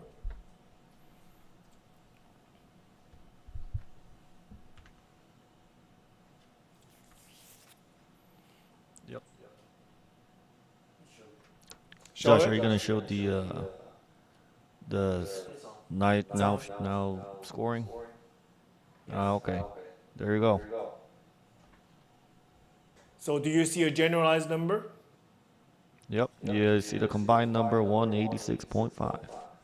Great. So what we're doing is we don't do it's like a general number. We do a total number, just like in the Olympics, right? So we put three. In this case, we add two numbers together. If 3 judges, we add 3 numbers together. So that's the best way to do this. We don't eliminate the highest, eliminate the lowest. No, I don't think that's fair. So we put all the numbers in and we calculate them. In this particular case, this student wins the number, calculate both me and the other judge together. So that's going to be immediately shown on that stage, okay? So, and of course, the students will see each jury member, what they're giving. So I give 92.5, the other gave 94. So you will find the range in here belong to a range of 91 and 95, right? So we have technical execution and musicality and artistic expression and stylistic awareness and character development for this particular student right here. And that's going to be, it's pretty much simultaneous, right? After a dancer is going to, dance, and the mechanics of it, of course, it take a jury member a few seconds and to punch in that number, and everything in line, the general number will show. And also will show where she is within her group, right? Is she on the top, very first one? And maybe next student got a little better score, like a half percentage and a half point more than her, and then she'll drop to second. And you know what I mean? Like that's how, just like in the Olympics. So it's the transparency itself, to me, it's valuable. And we will see everything is right there. And we have another place for the audience to participate. Because remember, the Grand Prix award is weighted, and we decided, what is it, 20%? We decided it's like somewhat 40%. All right, audience, you wait a lot, okay? So this is online, people watching it online. They have an opportunity to insert their voice. This is an opportunity for the dancers to show the artistic side of it, because general people, an audience might not fully understand the technical part, but from artistic point of view, it's important. That's what they weighted in. Of course, it can be teachers, directors, everybody's watching, right? The other 60% is on that 3 jury members. So combine the number together, who scores highest wins the Grand Prix award. So as simple as that. It should be simple. It should be simple like this. So this is what we have. And of course, we're going to continue. DuCon Winter is coming up next week. We can't wait to see everyone. The student part of it for DuCon Winter happening starting next Wednesday, 23rd. I don't know which day is that. It's a Wednesday, 23rd of December, and all the way to right before. I'm sorry, it's the 18th to 23rd. Yeah, from 18th to 23rd. I'm sorry, we finished 23rd, the day before Christmas Eve. 18th to 23rd. DuCon Winter. I'm so excited about this. And the student, it's nearly sold out, and I think we're sold out already at this moment. So at the Saturday, we have marker competition. We're going to do this live. We're going to test this system out at the 23rd at the marker competition in DuCon Winter. So by that time, we have our teachers act like jury members. We're going to punch the number in, and we'll have the screen TV. We have a monitor. It's going to show the results and everything. So we're going to test this system in real practice on that 23rd of December. Just absolutely can't wait. So thank you. I want to truly appreciate. Thank you very much for people overseas. If you're still with us, you have all my admiration. I mean, this is very late for you guys, and this live stream is close to 4 hours now, and I don't